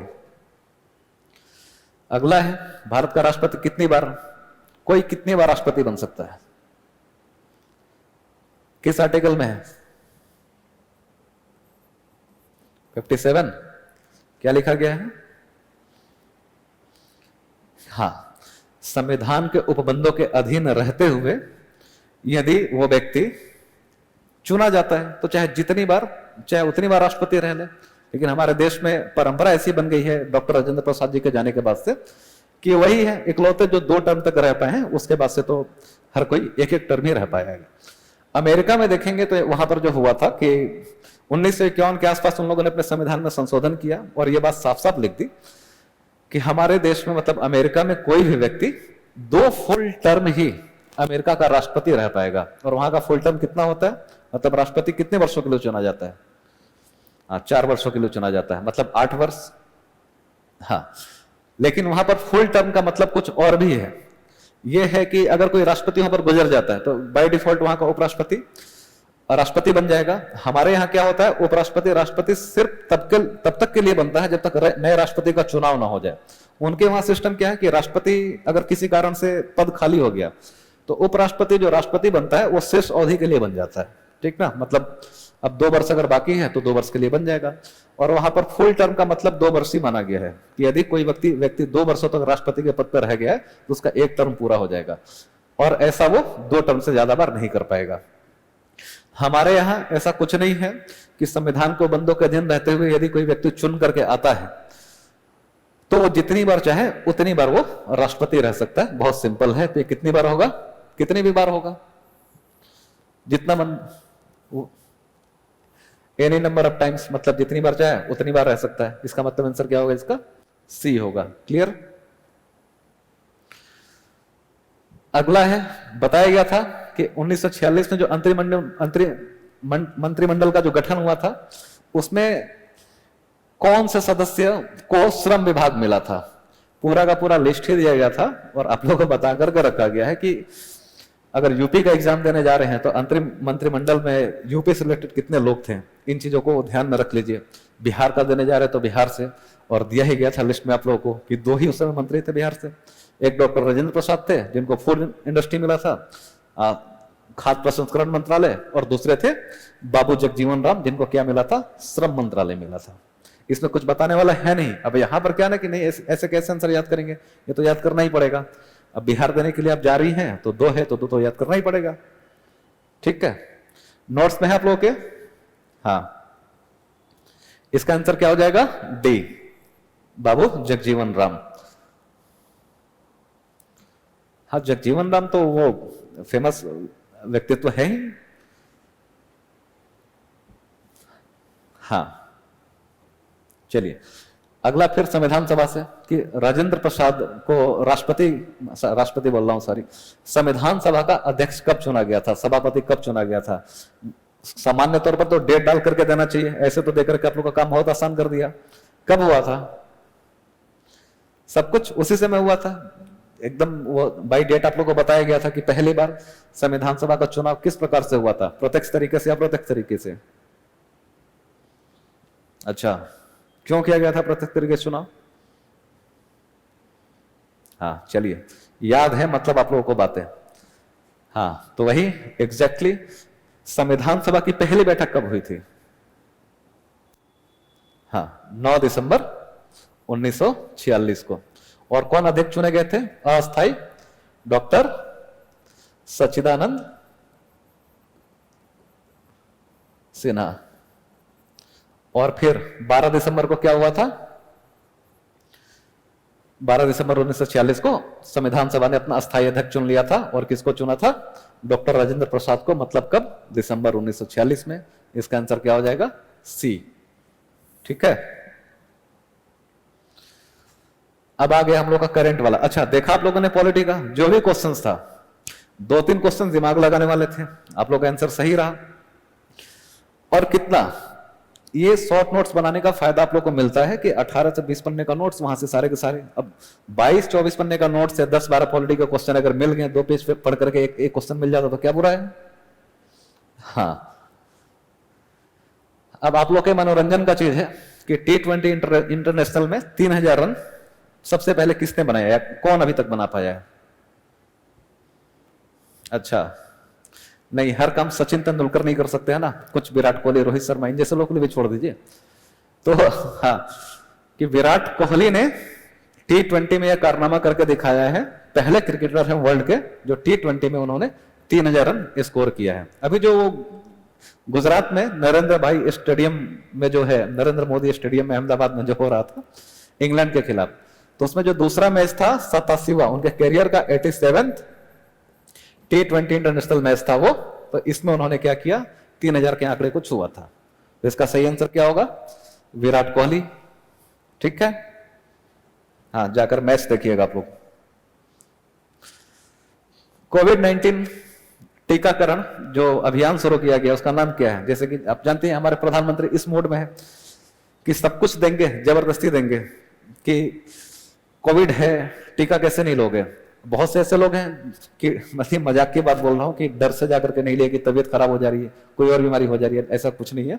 वैक्सीनेशन प्रोग्राम हम लोग का सफलतापूर्वक लगभग पूरा हो चुका है, लेकिन फिर भी अगर कुछ लोग छूट गए हैं, किसी का बूस्टर डोज छूट गया या किसी और कारण से नहीं ले पाए हैं, तो उनके लिए क्या है, क्योंकि शुरू में तो देखा होगा आप लोगों ने, जब वैक्सीनेशन शुरू हुआ तो लोग डर रहे थे, फिर जब लोग इसके लिए जागरूक हुए तो फिर वैक्सीनेशन सेंटर कम पड़ गए, फिर सरकार के पास जब संसाधन बढ़े तो कैंप लगाया गया। अब ऐसे है कि मैक्सिमम लोगों का तो वो वैक्सीनेशन हो ही चुका है, जो छूट गए हैं उनके लिए है कि घर घर जा करके पूछेंगे टीका आपने लिया है कि नहीं लिया, नहीं लिया तो फिर वो टीका आपको लगा देंगे।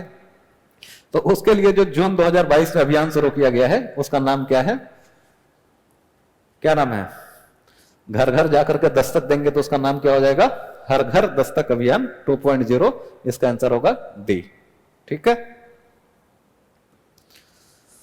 ये भी है मनोरंजक मतलब इंटरटेनिंग न्यूज कि महाराष्ट्र के नए मुख्यमंत्री कौन बने हैं, न्यूज़पेपर पढ़ेंगे। हाँ, लगभग सबके जुबान पे है।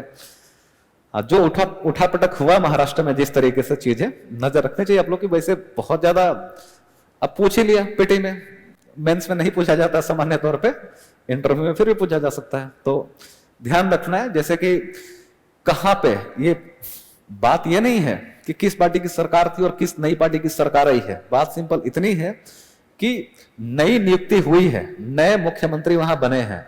आप लोग को बताया गया है कि करंट अफेयर्स पर जो नजर रखने का तरीका है कि इंपॉर्टेंट इवेंट स्पोर्ट्स का हो या फिर कल्चरल हो, कुछ भी, उस पर आप लोग को नजर रखना है कि किसको कौन सी उपाधि मिली है, किसने कोई पुरस्कार जीता है, किसी की किताब में कोई अच्छी किताब लिखी वो पुरस्कार जीत लिया, नोबेल जीत लिया, स्पोर्ट्स में टेनिस है, क्रिकेट है, या जो भी हाल के समय में हो, ओलंपिक्स, ये सारा का सारा आप लोग को बताया गया था।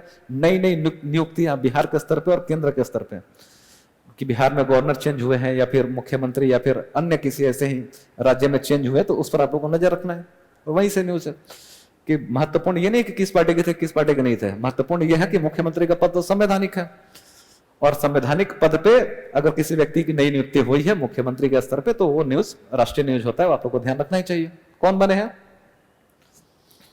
हाँ, एकनाथ शिंदे जी पहले शिवसेना के ही पार्टी के सदस्य थे और उद्धव ठाकरे जी के साथ थे, और अब उन्होंने पार्टी तोड़ करके अपनी अलग पार्टी बनाई, या मतलब वो तो अलग लड़ाई ही चल रही है कि शिवसेना किसकी है। खैर, क्वेश्चन के हिसाब से हमारा आंसर क्या होगा? एकनाथ शिंदे जी महाराष्ट्र के नए मुख्यमंत्री बने हैं। फिर एक आया हर घर तिरंगा अभियान, कौन चलाएगा? भारत में तो बहुत सारे घर हैं, हाँ, तो कोई राज्य सरकार चला सकती है? नहीं, सामान्य तौर पे नीति आयोग को इससे बहुत ज्यादा मतलब नहीं होता कि हर घर तिरंगा करें। भारतीय सेना भी उस मोड में नहीं होती, चुनाव आयोग का भी इससे डायरेक्टली लेना देना नहीं होता है। ये केंद्र सरकार की पहल है, हर घर तिरंगा, अच्छी पहल है। शामिल होना है या नहीं होना है तो आप लोगों की मर्जी है। भारत सरकार का प्रयास तो बस इतना है कि राष्ट्रवाद की भावना जो हमारे अंदर है उसको और मजबूती मिले, एकत्व की भावना हमारे अंदर और बढ़े। तो सोचती रहती है, ये क्रिएटिविटी है सरकार की कि कौन सी ऐसी चीजें हम करें जिससे हमारे देश के लोगों में राष्ट्रीयता की भावना बढ़े। तो इंडिया पाकिस्तान के मैच सरकार कितना करवाएगी, वहीं पर दिखाते हैं आप लोग राष्ट्रीयता। हाँ, तो इसके लिए क्या है, तिरंगा एक ऐसा चीज है, राष्ट्रगान एक ऐसा चीज है, राष्ट्रगीत एक ऐसा चीज है जहां सामान्य तौर पे, मतलब ये कुछ चीजें हैं, भाषा के स्तर पे विवाद हो सकता है, धर्म के स्तर पे हो सकता है, लेकिन तिरंगे पे, राष्ट्रगीत पे, राष्ट्रगान पे सामान्य तौर पे कोई संदेह नहीं है, हर कोई इसको खुले दिल से स्वीकार करता है। अतः राष्ट्रीयता की भावना अगर अपने अंदर, अपने देशवासियों के अंदर मजबूत करनी है तो समय समय पर ऐसी चीजें की जानी चाहिए, और ये जिम्मेवारी उठाई थी किसने? केंद्र सरकार के संस्कृति मंत्रालय ने। तो इसका आंसर सही क्या होगा? सी होगा। ठीक है, हाँ। अगला है, नई शिक्षा नीति को लागू करने की प्रक्रिया को शुरू करने वाला पहला राज्य कौन है? फैक्ट है, इसमें बहुत कुछ समझाने वाला नहीं है। शिक्षा नीति की आप लोग को डिटेल में पढ़ा दिया गया है। इंप्लीमेंटेशन राज्यों के सहयोग के बिना हो नहीं पाएगा। तो अब सामान्य तौर पे अभी जो हमारे देश में राजनीति की जो स्थिति चल रही है वो सिंपल सी यही है कि केंद्र सरकार कोई योजना लेकर के आती है, सामान्य तौर पर जो विपक्षी पार्टियां हैं, जहां विपक्षी दलों की सरकारें हैं, मतलब विपक्षी कहने का मतलब है कि जहां पर गैर बीजेपी सरकारें हैं, वो सामान्य तौर पर सरकार की सभी नीतियों का विरोध करने फिलहाल अभी, लेकिन बहुत से राज्य इसको अपना भी रहे हैं। तो इसमें यह याद करने वाला फैक्ट है, बहुत ज्यादा यहाँ डिस्कशन का स्कोप नहीं है। ये क्या फायदा है क्या नुकसान है फिर से डिस्कस करना ही क्या ये, हाँ, उस पर बात हो चुकी है और फिर मेंस के हिसाब से करेंगे। अभी के लिए आंसर इसका क्या होगा? उत्तराखंड होगा, डी। उत्तराखंड सरकार ने, उत्तराखंड राज्य ने पहला राज्य बन गया है देश का जिसने राष्ट्रीय शिक्षा नीति को लागू करने की प्रक्रिया शुरू कर दी है। ठीक है, हाँ, ये सब बातें तो हो ही चुकी हैं। आगे देखिए, फिर से वही एक कि कहां के कौन से गवर्नर हैं उसको मैच करना है। नहीं, ऐसे आप लोग हर राज्य का गवर्नर याद नहीं करना है, लेकिन हाल में अगर किसी नए राज्य में गवर्नर, अब ऐसा तो नहीं है ना कि हर रोज भारत के सभी राज्यों के मुख्यमंत्री और गवर्नर एक साथ बदल जाते हैं कि रोज रोज याद करना है। ये तो कभी कभार होने वाली घटना है कि 2-4 राज्यों के मुख्यमंत्री बदल गए, राज्यपाल बदल गए। खास करके मतलब बिहार है, उससे नेबरिंग जो स्टेट है, यूपी हो गया, झारखंड हो गया, उतना तो नजर रखेंगे ना आप लोग। हाँ, सबका याद नहीं करना है, जो करंट में चेंज होता है वो आप लोग को याद करना है। अब जैसे कि गुजरात के हैं राज्यपाल फागू चौहान, तो अगर आप लोग बिहार का एग्जाम देने जा रही हैं या जा रहे हैं तो क्या है, इतना तो पता होना चाहिए कि वो बिहार के गवर्नर है, गुजरात के नहीं है। ठीक है, तो ऑप्शन अपने आप यहां से 76 जो चला जाएगा, 4 हटा दीजिए तो 4 और 1 और 3 4 तो ऐसे ही चलेगा। ठीक ना, बगल में यूपी है, तो यूपी का आप लोगों को पता है कि उत्तर प्रदेश के कौन है, आनंदीबेन पटेल है, ठीक ना। इसका मतलब क्या है, 2 नंबर तो होगा ही। अब 2 नंबर एक ही में है, मतलब डी होगा। राजस्थान के कलराज मिश्र जी है ही। पश्चिम बंगाल में सत्यपाल मलिक नहीं है। जम्मू कश्मीर से इनका लेना देना है। जगदीप धनखड़ जी के हटने के पश्चात से वहां के नए राज्यपाल कौन बने हैं, L.A. गणेशन, वहां के नए राज्यपाल बने हैं। और गुजरात के पता ही है, आचार्य साहब आप वहां के। तो इस हिसाब से एलिमिनेशन से भी आप लोग निकाल सकती हैं आंसर। इसका क्या हो जाएगा, 1 और 2 हो जाएगा, ठीक है। Youth in India report audio article जो निर्माण का होता है, उसमें बना था 2-3 मिनट का। हाँ, सुना आप लोगों ने। हाँ, वो सारी की सारी चीजें टेलीग्राम जहां पर है वो जाती हैं। यहां पर क्वेश्चन तो बहुत सिंपल है, वहां पर तो आप लोगों को थोड़ी बहुत बातें भी, विशेषताएं भी बताई गई हैं। और क्या बताई गई थी कि इसमें जो सबसे इंटरेस्टिंग बात है कि यूथ इंडिया रिपोर्ट को जानना क्यों है, तो इसमें बात यह है कि 2036 तक जो है वो नौजवानों की आबादी हमारे देश में निरंतर कम होती जाएगी और वृद्धों की आबादी वो बढ़ती हुई जाएगी अर्थव्यवस्था के हिसाब से, ठीक है। तो विशेषता इसकी क्या है, डिटेल में बहुत ज्यादा नहीं जाएंगे, सब कुछ आप लोग को पता ही है। बस कौन किसने ये जारी किया है, ठीक है ना। तो ministry of statistics and programme implementation ministry ने ये जारी किया है, ठीक। और चर्चा में था, ऐसा नहीं कि रैंडम है कि ऑडियो आर्टिकल कितना, मेरे हिसाब से ज्यादा 1.5 महीने पुराना होगा। आप लोग सुनिए वहां पर क्या इसकी विशेषता है। 3 नाम दिया गया है, एल्वनील, श्रेया अग्रवाल और रमिता जिंदल। सुना आप लोगों ने नाम।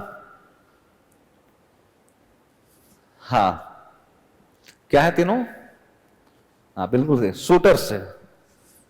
हाँ, गोली चलाने वाली निशानेबाज, ठीक ना। 10 मीटर एयर राइफल में इन लोगों ने जो क्या है, international shooter sports federation IISF 2022 में इसका जो वर्ल्ड कप हुआ था, वहां पर कहां पर, अजरबैजान के बाकू में।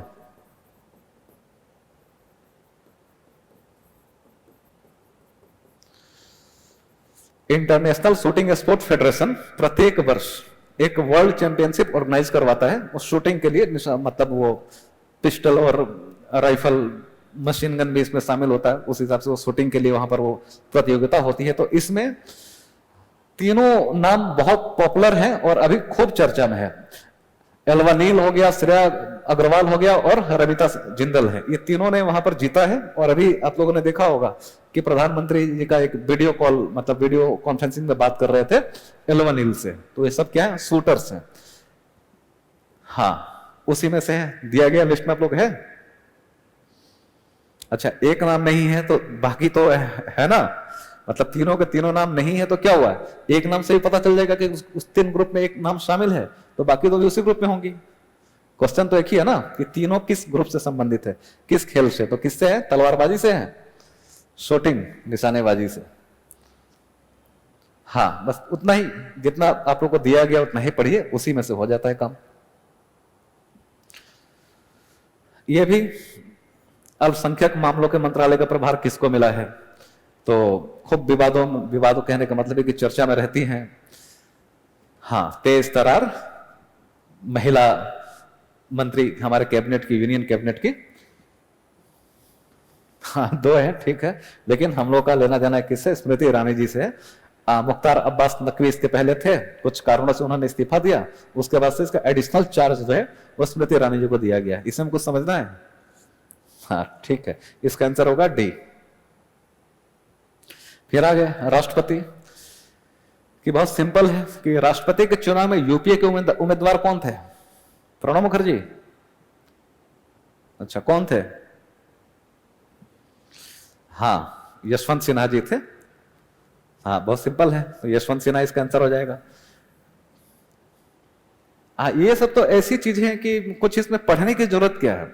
अखबार पढ़ती हैं आप, या अखबार पढ़ते हैं आप लोग, न्यूज सुनते हैं, पता ही होता है कि कौन हमारे राष्ट्रपति बनी है या बने हैं, कौन राष्ट्रपति बने हैं। हाँ, श्रीमती द्रौपदी मुर्मू जी जो एनडीए की कैंडिडेट थी वो राष्ट्रपति बनी है।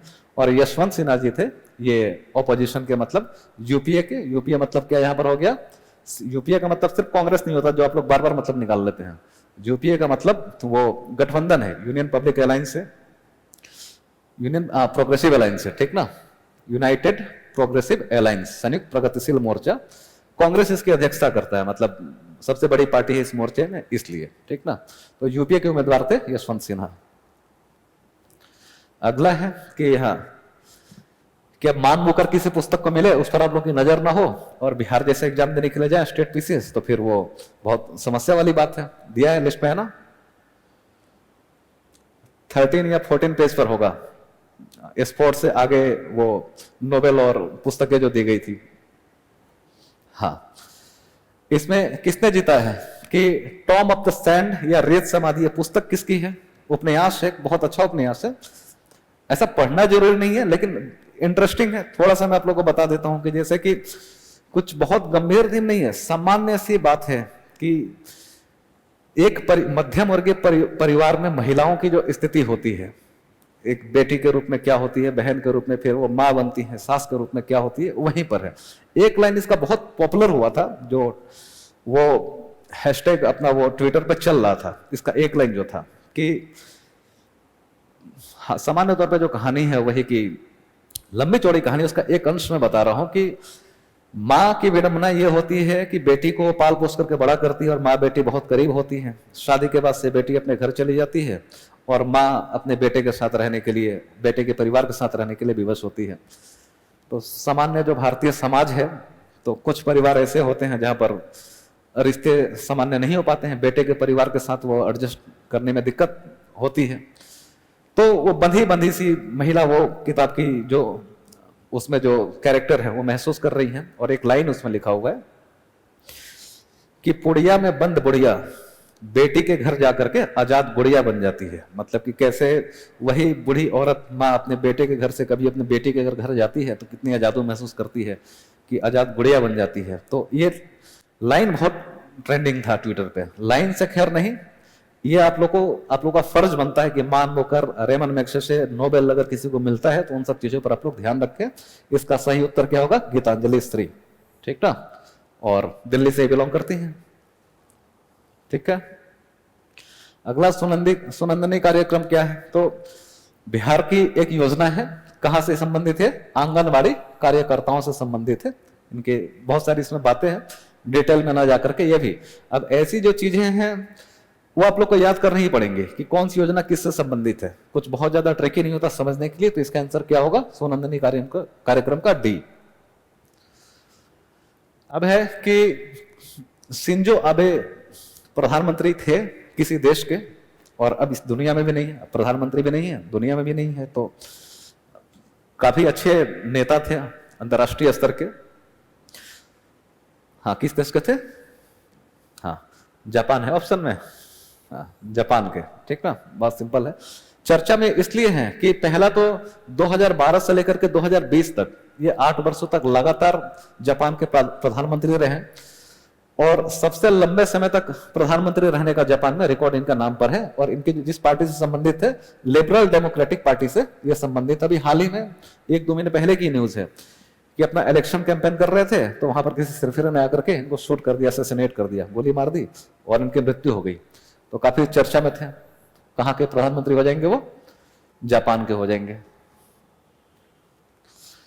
अरे, संयुक्त राष्ट्र महासभा में बहुभाषावाद पर भारत द्वारा प्रायोजित एक प्रस्ताव को अपनाया गया पहली बार, और उसमें किस भाषा का उल्लेख किया गया है? क्वेश्चन का ये थोड़ा सा अटपटा सा क्वेश्चन है लेकिन करंट का है, ठीक ना, और ये डायरेक्टली हम लोग के नोट से नहीं है। कि इसको मैं क्लियर कर देता हूं कि इंडिया स्पॉन्सर्ड रिजोल्यूशन ऑन मल्टीलैंग्वेजिज्म, इसका मतलब क्या है कि अभी तक यूनाइटेड नेशन जो कार्य करती है तो मतलब एक तो है कि ऑफिशियल आधिकारिक भाषा उसकी क्या है, ठीक ना। तो आधिकारिक भाषा यूनाइटेड नेशन जो काम करती है, ऑफिशियल लैंग्वेज उसका जो है वो है इंग्लिश और फ्रेंच है। ये आधिकारिक भाषा यूनाइटेड नेशन की, सारे कार्य इसी भाषा में होते हैं। लेकिन वो जो अपना संदेश जारी करती है देशों से जुड़ने के लिए जो भी नोटिफिकेशन हो गया, मैसेज हो गया, जो देना चाहती है। इसके अलावा अभी तक और 3 भाषाओं में आते थे, जैसे कि चाइनीज है, रशियन है, अरबी है, 5-6 भाषा ही थे। अब इसमें क्या है, भारत सरकार 2018 से एक मुहिम चला रही थी, ठीक ना, कि संदेश देने का, नोटिफिकेशन जारी करने का, विश्व के अन्य देशों से कम्युनिकेट करने के लिए यूनाइटेड नेशन अन्य भाषाओं को भी इस सूची में शामिल करे। और भारत की तरफ से ये 2018 से पहल चलाया जा रहा था। अब जाकर के भारत के इस प्रस्ताव को यूनाइटेड नेशन ने स्वीकार कर लिया है।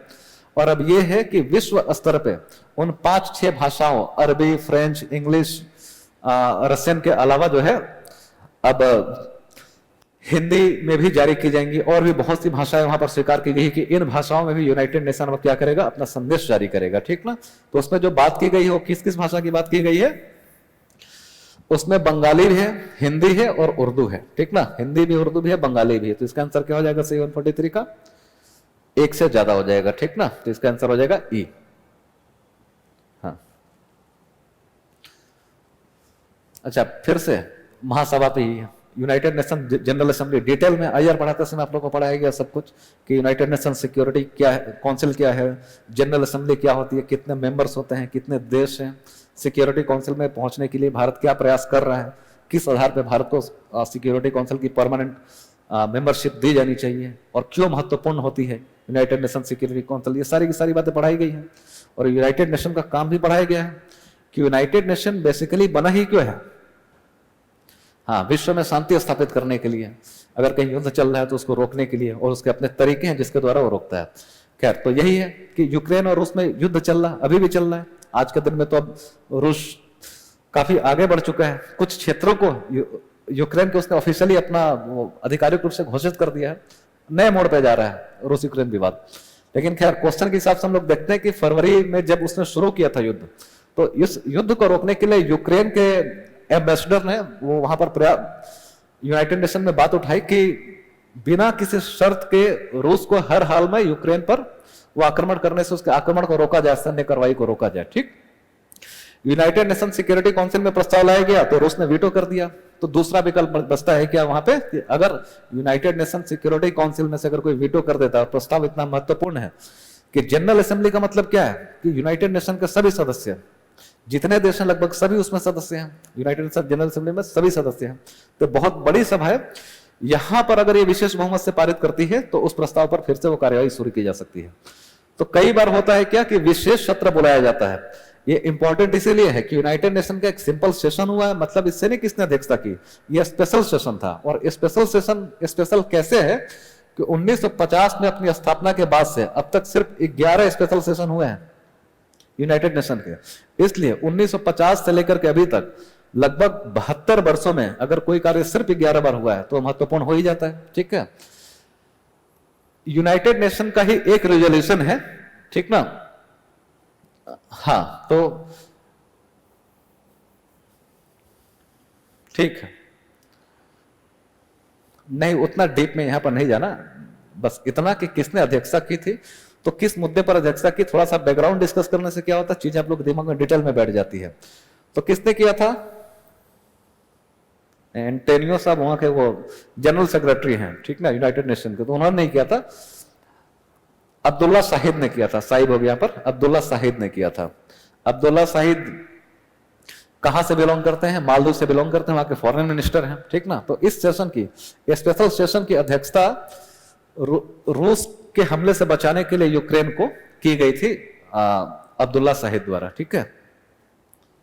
हाँ, ये नाम है, ये तो याद ही करना पड़ेगा। फिर आया रूस यूक्रेन से, हर जगह आप लोग को मैप पे करवाया गया था, क्लियर पूरा का पूरा तो अभियान, मतलब केडी सर का भी जो क्लास है आप लोगों का देखेंगे तो सारी बातें उसमें है ही। रूस यूक्रेन के बाद से इसी समय सर ने अपना डिस्कशन लिया था रशिया यूक्रेन विवाद पे कि कौन सा ऑपरेशन चलाया गया था। सामान्य तौर पे क्या होता है कि किसी भी देश में युद्ध होता है तो हर देश अपने देश के नागरिकों को युद्ध क्षेत्र से बाहर निकालने का प्रयास करता है, और उसके लिए जो ये प्रयास किया जाता है उसको ऑपरेशन बोला जाता है और कोई ना कोई नाम दे दिया जाता है, ठीक ना। जैसे कि ऑपरेशन विजय हमारे देश में 1999 के आसपास में वो कारगिल के क्षेत्र में लाइन ऑफ कंट्रोल को पार करके बहुत कुछ पाकिस्तानी मुजाहिद, आतंकवादी या पाकिस्तानी सैनिक जो भी बोलिए घुस गए थे, कब्जा कर लिया था। उनसे जो भारतीय क्षेत्र को फिर से आजाद करवाने के लिए, अपने कब्जे में लेने के लिए भारत सरकार ने जो युद्ध किया था, युद्ध हम नहीं कहते हैं उसको, क्या कहते हैं, ऑपरेशन विजय कहते हैं। कारगिल वार का ही ऑफिशियल जो नाम है हमारे तरफ से, उसका नाम क्या है, ऑपरेशन विजय है 1999। ऑपरेशन रक्षक वही काउंटर इंसर्जेंसी से संबंधित एक ऑपरेशन है। ये स्पेशल इसलिए कि लगभग 30 सालों से हमारे देश में चल रहा है कि जो डिस्टर्ब एरिया है, जहां पर इंसर्जेंसी बहुत ज्यादा है, आतंकवादी गतिविधियां ज्यादा है, नॉर्थ ईस्ट का हो गया, जम्मू कश्मीर में, तो वहां से नागरिकों की रक्षा के लिए भारतीय सेना 30 वर्षों से अभियान चला रही है। उसका नाम ऑपरेशन रक्षक है। ऑपरेशन मैत्री क्या था कि 2015 में मोदी जी के सत्ता में आते ही नेपाल में भूकंप आ गया था 2015 में, तो तो वहां से भारतीयों को निकालने के लिए भारत सरकार ने जो अभियान चलाया था उसका नाम क्या है, ऑपरेशन मैत्री था। और अभी जो रूस यूक्रेन वॉर में ये सरकार अपने देश के नागरिकों के लिए काफी पॉजिटिव है, मतलब बड़े पैमाने पर सरकार प्रयास करती है। ऑपरेशन गंगा महत्वपूर्ण इसलिए है कि रूस यूक्रेन से निकालने के लिए नागरिकों को भारत सरकार ने एक ऑपरेशन चलाई, इसलिए नहीं कि पहली बार इसमें 4 कैबिनेट स्तर के वो मंत्री जो है शामिल थे, प्रतिनिधित्व किया इस अभियान का, गए अपने देश के नागरिकों को लाने के लिए। जनरल वीके सिंह साहब हो गए, हरजीत पुरी हो गए, ज्योतिरादित्य सिंधिया हो गए, ये सब अलग अलग यूक्रेन से सटे हुए देशों में गए, कोई हंगरी गया, कोई पोलैंड गया, और वहां से अपने देश के नागरिकों को वहां से लेकर के आया, ठीक ना। तो सरकार ने पहली बार इतने बड़े रैंक के मंत्रियों को शामिल किया और भेजा युद्ध क्षेत्र के आसपास अपने देश के नागरिकों का मनोबल बढ़ाने के लिए। तो जो किया गया था ऑपरेशन, उसका नाम क्या था, ऑपरेशन गंगा। इसका आंसर क्या होगा सही, सी। ये काफी चर्चा में था। सक्तेंग वाइल्ड लाइफ सेंचुरी कहां पे है, हाँ कहां पर है, नेपाल में। भारत में होता तो पता ही होता, अरुणाचल प्रदेश में, नाम दफा ये सब है तो पता ही है, अरुणाचल प्रदेश में नहीं है, भूटान में है। कारण इसका यह है कि आप लोग को एक चीज क्लियरली बताया गया है कि अंतर्राष्ट्रीय स्तर पे भी जो भी थोड़े बहुत बदलाव हो रहे हैं, उत्पात मचाने की अगर कोई देश कोशिश कर रहे हैं तो वो 2 ही है, रसिया और चाइना है, ठीक ना। तो चाइना क्या है, वो कब्जे की कोशिश करता रहता है अपनी पॉलिसी के तहत कि ये क्षेत्र मेरा, कभी हांगकांग को बोलता है मेरा है, कभी इंडोनेशिया को कुछ क्षेत्र पर दावा कर देगा, कभी तिब्बत को। तो इसी तरीके से भूटान से भी उसका सीमा विवाद है।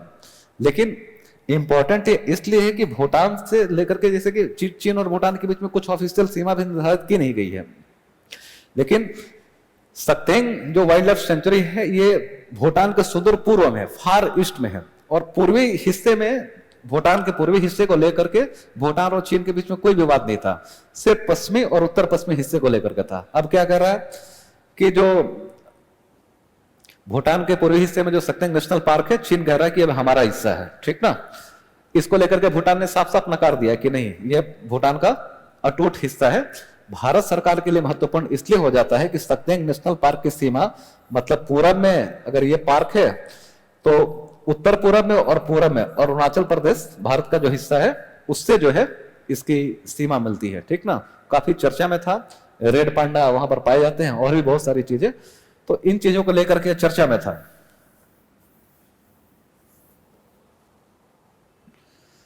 G20 खूब डिटेल में पढ़ाया गया आप लोगों को। G7, G8 कितने मेंबर है G20 में? अच्छा 20, हाँ नाम से ही क्लियर है, कोई बात नहीं। 20 देश हैं या ज्यादा हैं और या कम है? यूरोपीय यूनियन में कितने देश हैं, एक देश या बहुत सारे देश हैं? तो फिर तो देश बहुत हो जाएंगे इसमें, 20 कैसे होंगे? कि 19 प्लस यूरोपीय यूनियन होता है ना, 19 प्लस EU जो होता है वो क्या होता है, G20 बनता है। G20 क्या है? जैसे G7 क्या है, G8 क्या है ना, वो विकसित देशों का समूह है, और G20 क्या है, ये विकसित प्लस विकासशील देशों का समूह है। यूरोपियन यूनियन के अलावा इसमें 19 सदस्य हैं। सब याद करने का जरूरत नहीं है, और याद तो आप लोग को करवाया गया, मैप पे ही बताया गया सब कुछ डिटेल में कि कैसे याद करेंगे, रैंडमली याद थोड़ा करना है। कि जोड़ लीजिए, नॉर्थ अमेरिका से कितने हैं, 3 प्रमुख देश हैं, तीनों इसके हिस्से हैं, जैसे कि कनाडा है, USA है और मेक्सिको है, 3 तो यही हो गए। साउथ अमेरिका से आप लोग को बताया गया 2, कौन से? ब्राजील और अर्जेंटीना। फिर यूरोप से शुरू कीजिए, 5 यहां पर हो गए, नॉर्थ अमेरिका साउथ अमेरिका से कि ब्रिटेन हो गया, फ्रांस हो गया, इटली हो गया, जर्मनी हो गया, तुर्की है, फिर सऊदी अरबिया है, साउथ अफ्रीका है, फिर शुरू कीजिए रूस है, रसिया है, चाइना है, भारत है, इंडोनेशिया है, ऑस्ट्रेलिया है, जापान है, न्यूजीलैंड है। ये सारे विकसित और विकासशील देश का सबसे बड़ा समूह है। और कितना बड़ा समूह, बस इसी से जान जाइए कि वर्ल्ड जीडीपी का, टोटल जीडीपी का 85% इस ग्रुप के पास है, G20 के पास, मतलब इन्हीं देशों के पास है। टोटल वर्ल्ड ट्रेड का, विश्व व्यापार का 75% यही देश नियंत्रित करते हैं। टोटल वर्ल्ड पॉपुलेशन का 65%, मतलब समझ रहे हैं, विश्व का किसी भी मामले में सबसे बड़ा ग्रुप है। अच्छी बात यह है कि अगले 1 वर्षों तक भारत अब इसकी मेजबानी करने वाला है। हाँ, इसके सारे बैठकों की मेजबानी कौन करने वाला है? भारत करने वाला है 2023 में, ठीक ना। उसी को लेकर के क्वेश्चन है कि किस केंद्र शासित प्रदेश में होस्ट करना है भारत को। जैसे 200 से ज्यादा बैठकें होनी है तो बहुत से क्षेत्रों में होंगी, मतलब बहुत से राज्यों में होंगी, लेकिन क्या है, host the G20 summit in which union territories has been chosen to host the G20 summit in 2023। तो इसका सही आंसर क्या होगा? दिल्ली होगा। इसकी बहुत सारी बैठकें जम्मू एंड कश्मीर में भी होनी है, ठीक ना। लेकिन बाकी शुरुआत इसकी जो होनी है वो कहां से? दिल्ली से होनी है। और अगर जम्मू कश्मीर को अगर आयोग अपने आंसर में शामिल करता है तो इसका आंसर हो जाएगा क्या? 1 से अधिक। लेकिन ऑफिशियली अभी जो है, ऑफिशियली दिल्ली में ही इन बैठकों की मेजबानी की जानी है भारत द्वारा, ठीक है। इसकी कुछ बैठकें जम्मू एंड कश्मीर में भी होनी है। जम्मू एंड कश्मीर में होनी चाहिए, क्यों नहीं होनी चाहिए? डिस्टर्ब्ड एरिया हमारे लिए थोड़ी है, वो तो लोग कहते हैं कि डिस्टर्ब्ड एरिया है। अच्छी बात है कि विश्व का सबसे बड़ा समूह विकसित और विकासशील देशों का, विश्व की 65% आबादी, 85% जीडीपी और 75% आकर के ट्रेड जो कंट्रोल करते हैं, वो देश हमारे कश्मीर की सिचुएशन को देखें कि जो बायस्ड मीडिया ने अंतर्राष्ट्रीय स्तर पर जो बातें फैला रखी हैं कि भारतीय सेना दमन करती है, भारत सरकार पक्षपातपूर्ण नीति अपनाती है, विकसित नहीं है, विकास करने की कोशिश नहीं करती है, वो सारा का सारा भ्रम टूट जाएगा। हाँ, भारत सरकार के लिए बेशक एक चुनौती है कि ऐसे क्षेत्र में सफलतापूर्वक इस समिट को संपन्न करवाना, लेकिन वो हम सक्षम है करने में। और जो है सरकार का उद्देश्य है कि जम्मू कश्मीर में निवेश आकर्षित होना चाहिए। जब तक लोग देखेंगे नहीं आकर के कि वास्तविक परिस्थितियां यहां पर क्या है, निवेश कैसे करेंगे? आएंगे, शांति है, शांति का आश्वासन होगा, सारी चीजें खुद देखेंगे कि सब कुछ सही है, तो निवेश अपने आप बढ़ जाएगा। फिलहाल के लिए इसका सही आंसर क्या होगा? सी होगा, ठीक ना। हाँ, ई भी हो सकता है। तो इसमें थोड़ा सा इसको हम रख लेते हैं कंफ्यूजन में कि अभी इंडियन एक्सप्रेस और बाकी खबरों के हिसाब से इसका आंसर सी है, ठीक ना। लेकिन कुछ बैठ के जम्मू कश्मीर में होनी है तो हो सकता है कि ई भी हो, ठीक ना, 1 या 1 से अधिक। हाँ, अब है कि यूनाइटेड नेशन जो पीस कीपिंग ऑपरेशन चलाता रहता है। पीस कीपिंग ऑपरेशन का मतलब क्या है? हाँ, यूनाइटेड नेशन का बेसिकली यही काम है। बहुत सारे कामों के अलावा इसका प्रमुख काम सबसे क्या है कि पूरे विश्व में शांति व्यवस्था बनाए रखे। अगर कहीं युद्ध शुरू हो चुका है तो युद्ध को रोके, युद्ध वाली परिस्थितियां बन रही है तो दोनों साइडों को पेसिफाई करके युद्ध की परिस्थितियां बनने से रोके, ठीक ना। तो बहुत सारे कार्य हैं, उसमें इसका प्रमुख कार्य है। तो इस काम को कैसे करेगा कि मान लीजिए किसी देश के भीतर आंतरिक विद्रोह हो गया, बहुत डिस्टर्बेंस चल रहा है, वो सदस्य देश है यूनाइटेड नेशन का, तो यूनाइटेड नेशन की जिम्मेवारी है कि जाकर वहां पर शांति स्थापित करें। अब जो उपद्रव मचा रहे हैं, उपद्रवी जो है किसी देश की सरकार को हिला रहे हैं, या तो सरकार बुरी है या वहां के जो हिलाने वाले सरकार के जो लोग हैं, सरकार को गिराना चाहते हैं, वो क्या है? वो बुरे हैं। बुरे लोग सामान्य तौर पर प्यार से बात सुनेंगे नहीं, तो उसके लिए क्या करना होगा? ताकत ही इस्तेमाल करनी पड़ेगी ना। तो यूनाइटेड नेशन की अपनी सेना है, जो सेना वो क्या है, बहुत जितने सदस्य देश हैं वो सारे देश वॉलंटरली अपने कुछ सेना भेजते हैं वहां पर, जैसे भारत भी भेजता है, ठीक है। और ये इनके जो पीस कीपिंग फोर्स होती है, इसमें सिर्फ सैनिक ही नहीं होते, विभिन्न देशों के सैनिक तो होंगे ही, पुलिस को भी शामिल किया जाता है, फिर सिविल सर्वेंट्स को भी शामिल किया जाता है, स्थानीय लोग भी इसमें शामिल होते हैं वॉलंटरी तौर पे, और प्रयास करते हैं मिल करके क्या कि जहां डिस्टर्ब एरिया है, अशांति है, वहां पर जाकर के शांति स्थापित करने का प्रयास किया जाए। ये United nation peace keeping force का काम है। अच्छा, किसी भी क्षेत्र में या किसी भी देश में United nation peace keeping force को भेजना है कि नहीं भेजना है, इसका अंतिम फैसला कौन करता है? यूनाइटेड नेशन सिक्योरिटी काउंसिल करती है डिप्लॉयशन की, कि डिप्लॉय कहां होगी, कब होगी। तो अगर डिप्लॉय करने की authority United nation security council के पास है, तो हटाने की, अगर किसी क्षेत्र में सेना देश में ऑलरेडी डिप्लॉयड है, तो वहां से हटाने की अथॉरिटी किसके पास होगी? जो भी यूनाइटेड नेशन सिक्योरिटी काउंसिल के पास ही होगी। कब हुई थी स्थापना इसकी? हाँ, अपनी स्थापना के बाद से ही, शुरुआत से ही इसमें अमेरिका का दबदबा रहा है, आप लोग जानते हैं। खूब डिटेल में पढ़ा है आप लोगों ने, तो मनोरंजक चीज है ये। तो और भारत सरकार प्रयास भी कर रही है कि किस तरीके से इसमें महत्वपूर्ण भूमिका अपनी निभाते हम लोग। सिक्योरिटी काउंसिल की सदस्यता के लिए हम लोग प्रयास में लगे हुए हैं। तो शुरू से अमेरिका का दबदबा है। देखते हैं ऑप्शन क्या है।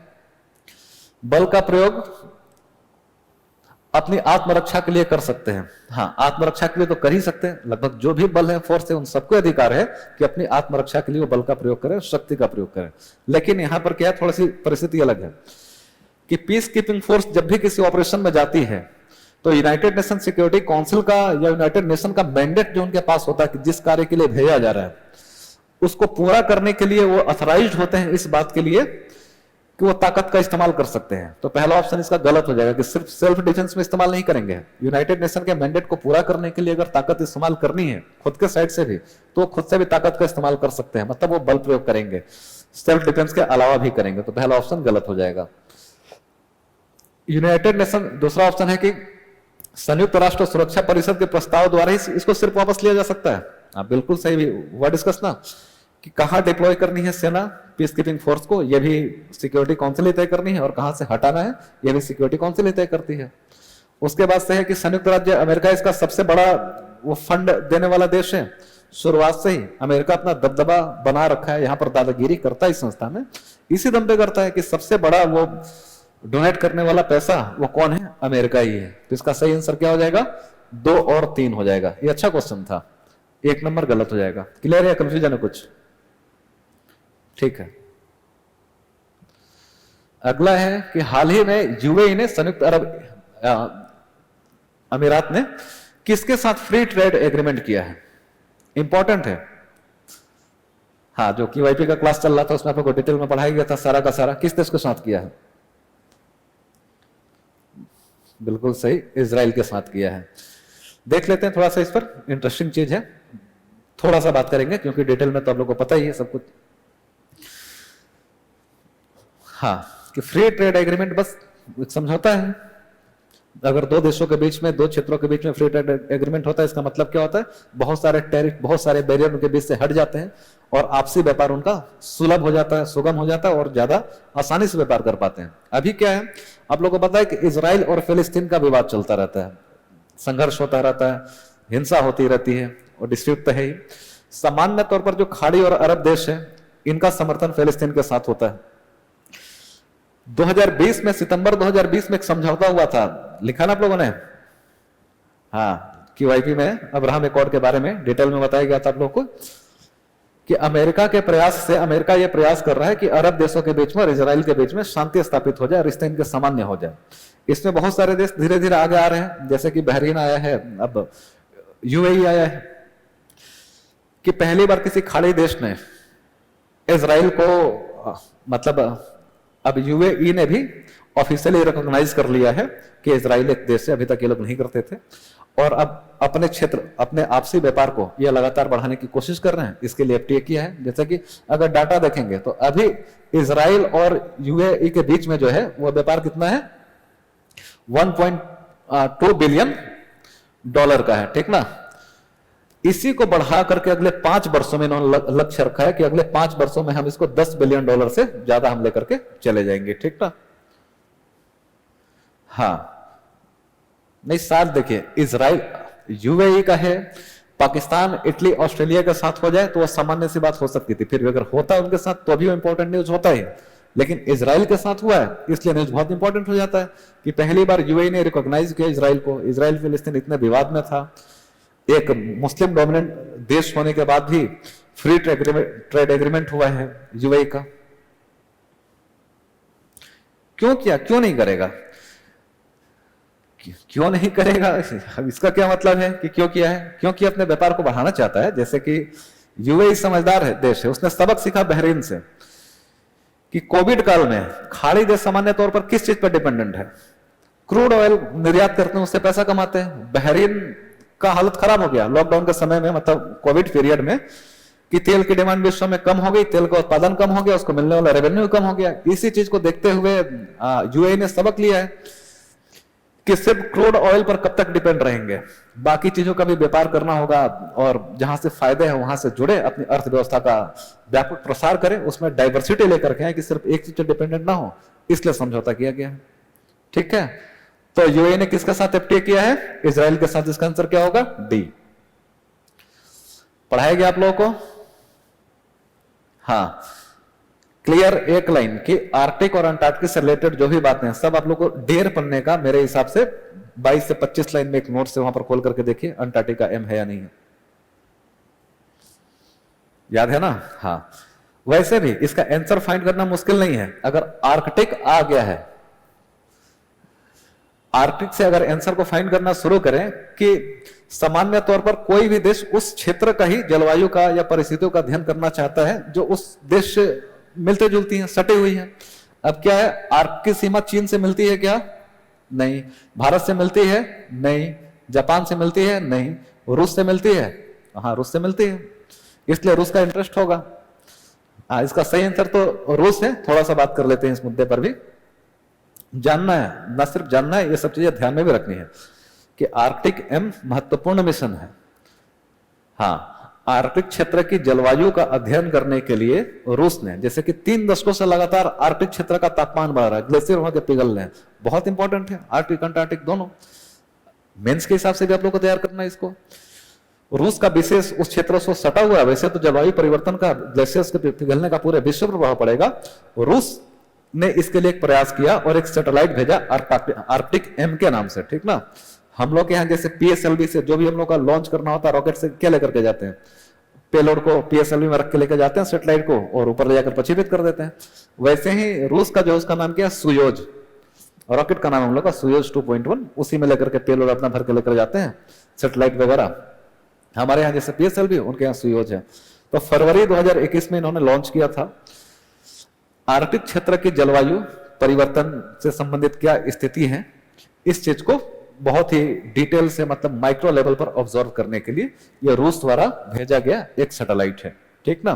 तो जानने वाली इसमें बहुत कुछ बातें नहीं है। बाकी साइंस टेक का नोट्स आप लोग देखेंगे तो वहां पर डिटेल में लिखा हुआ है, और जो एक पन्ने का जो नोट्स है 20-22 लाइन का, उसमें है। ठीक ना? यही है। आसान से क्वेश्चन थे और कुछ क्वेश्चन इसमें अच्छे थे, जैसे कि एक राष्ट्र एक चुनाव वाला, United nation peace keeping force वाला, ये सब चीजें गलत नहीं होनी चाहिए सामान्य तौर पर। आप लोगों का परफॉर्मेंस अच्छा है? ठीक है, तो अभी के लिए इस चीज को, इस चर्चा को यहीं पर रोकते हैं, आगे फिर कंटिन्यू करेंगे। ठीक है?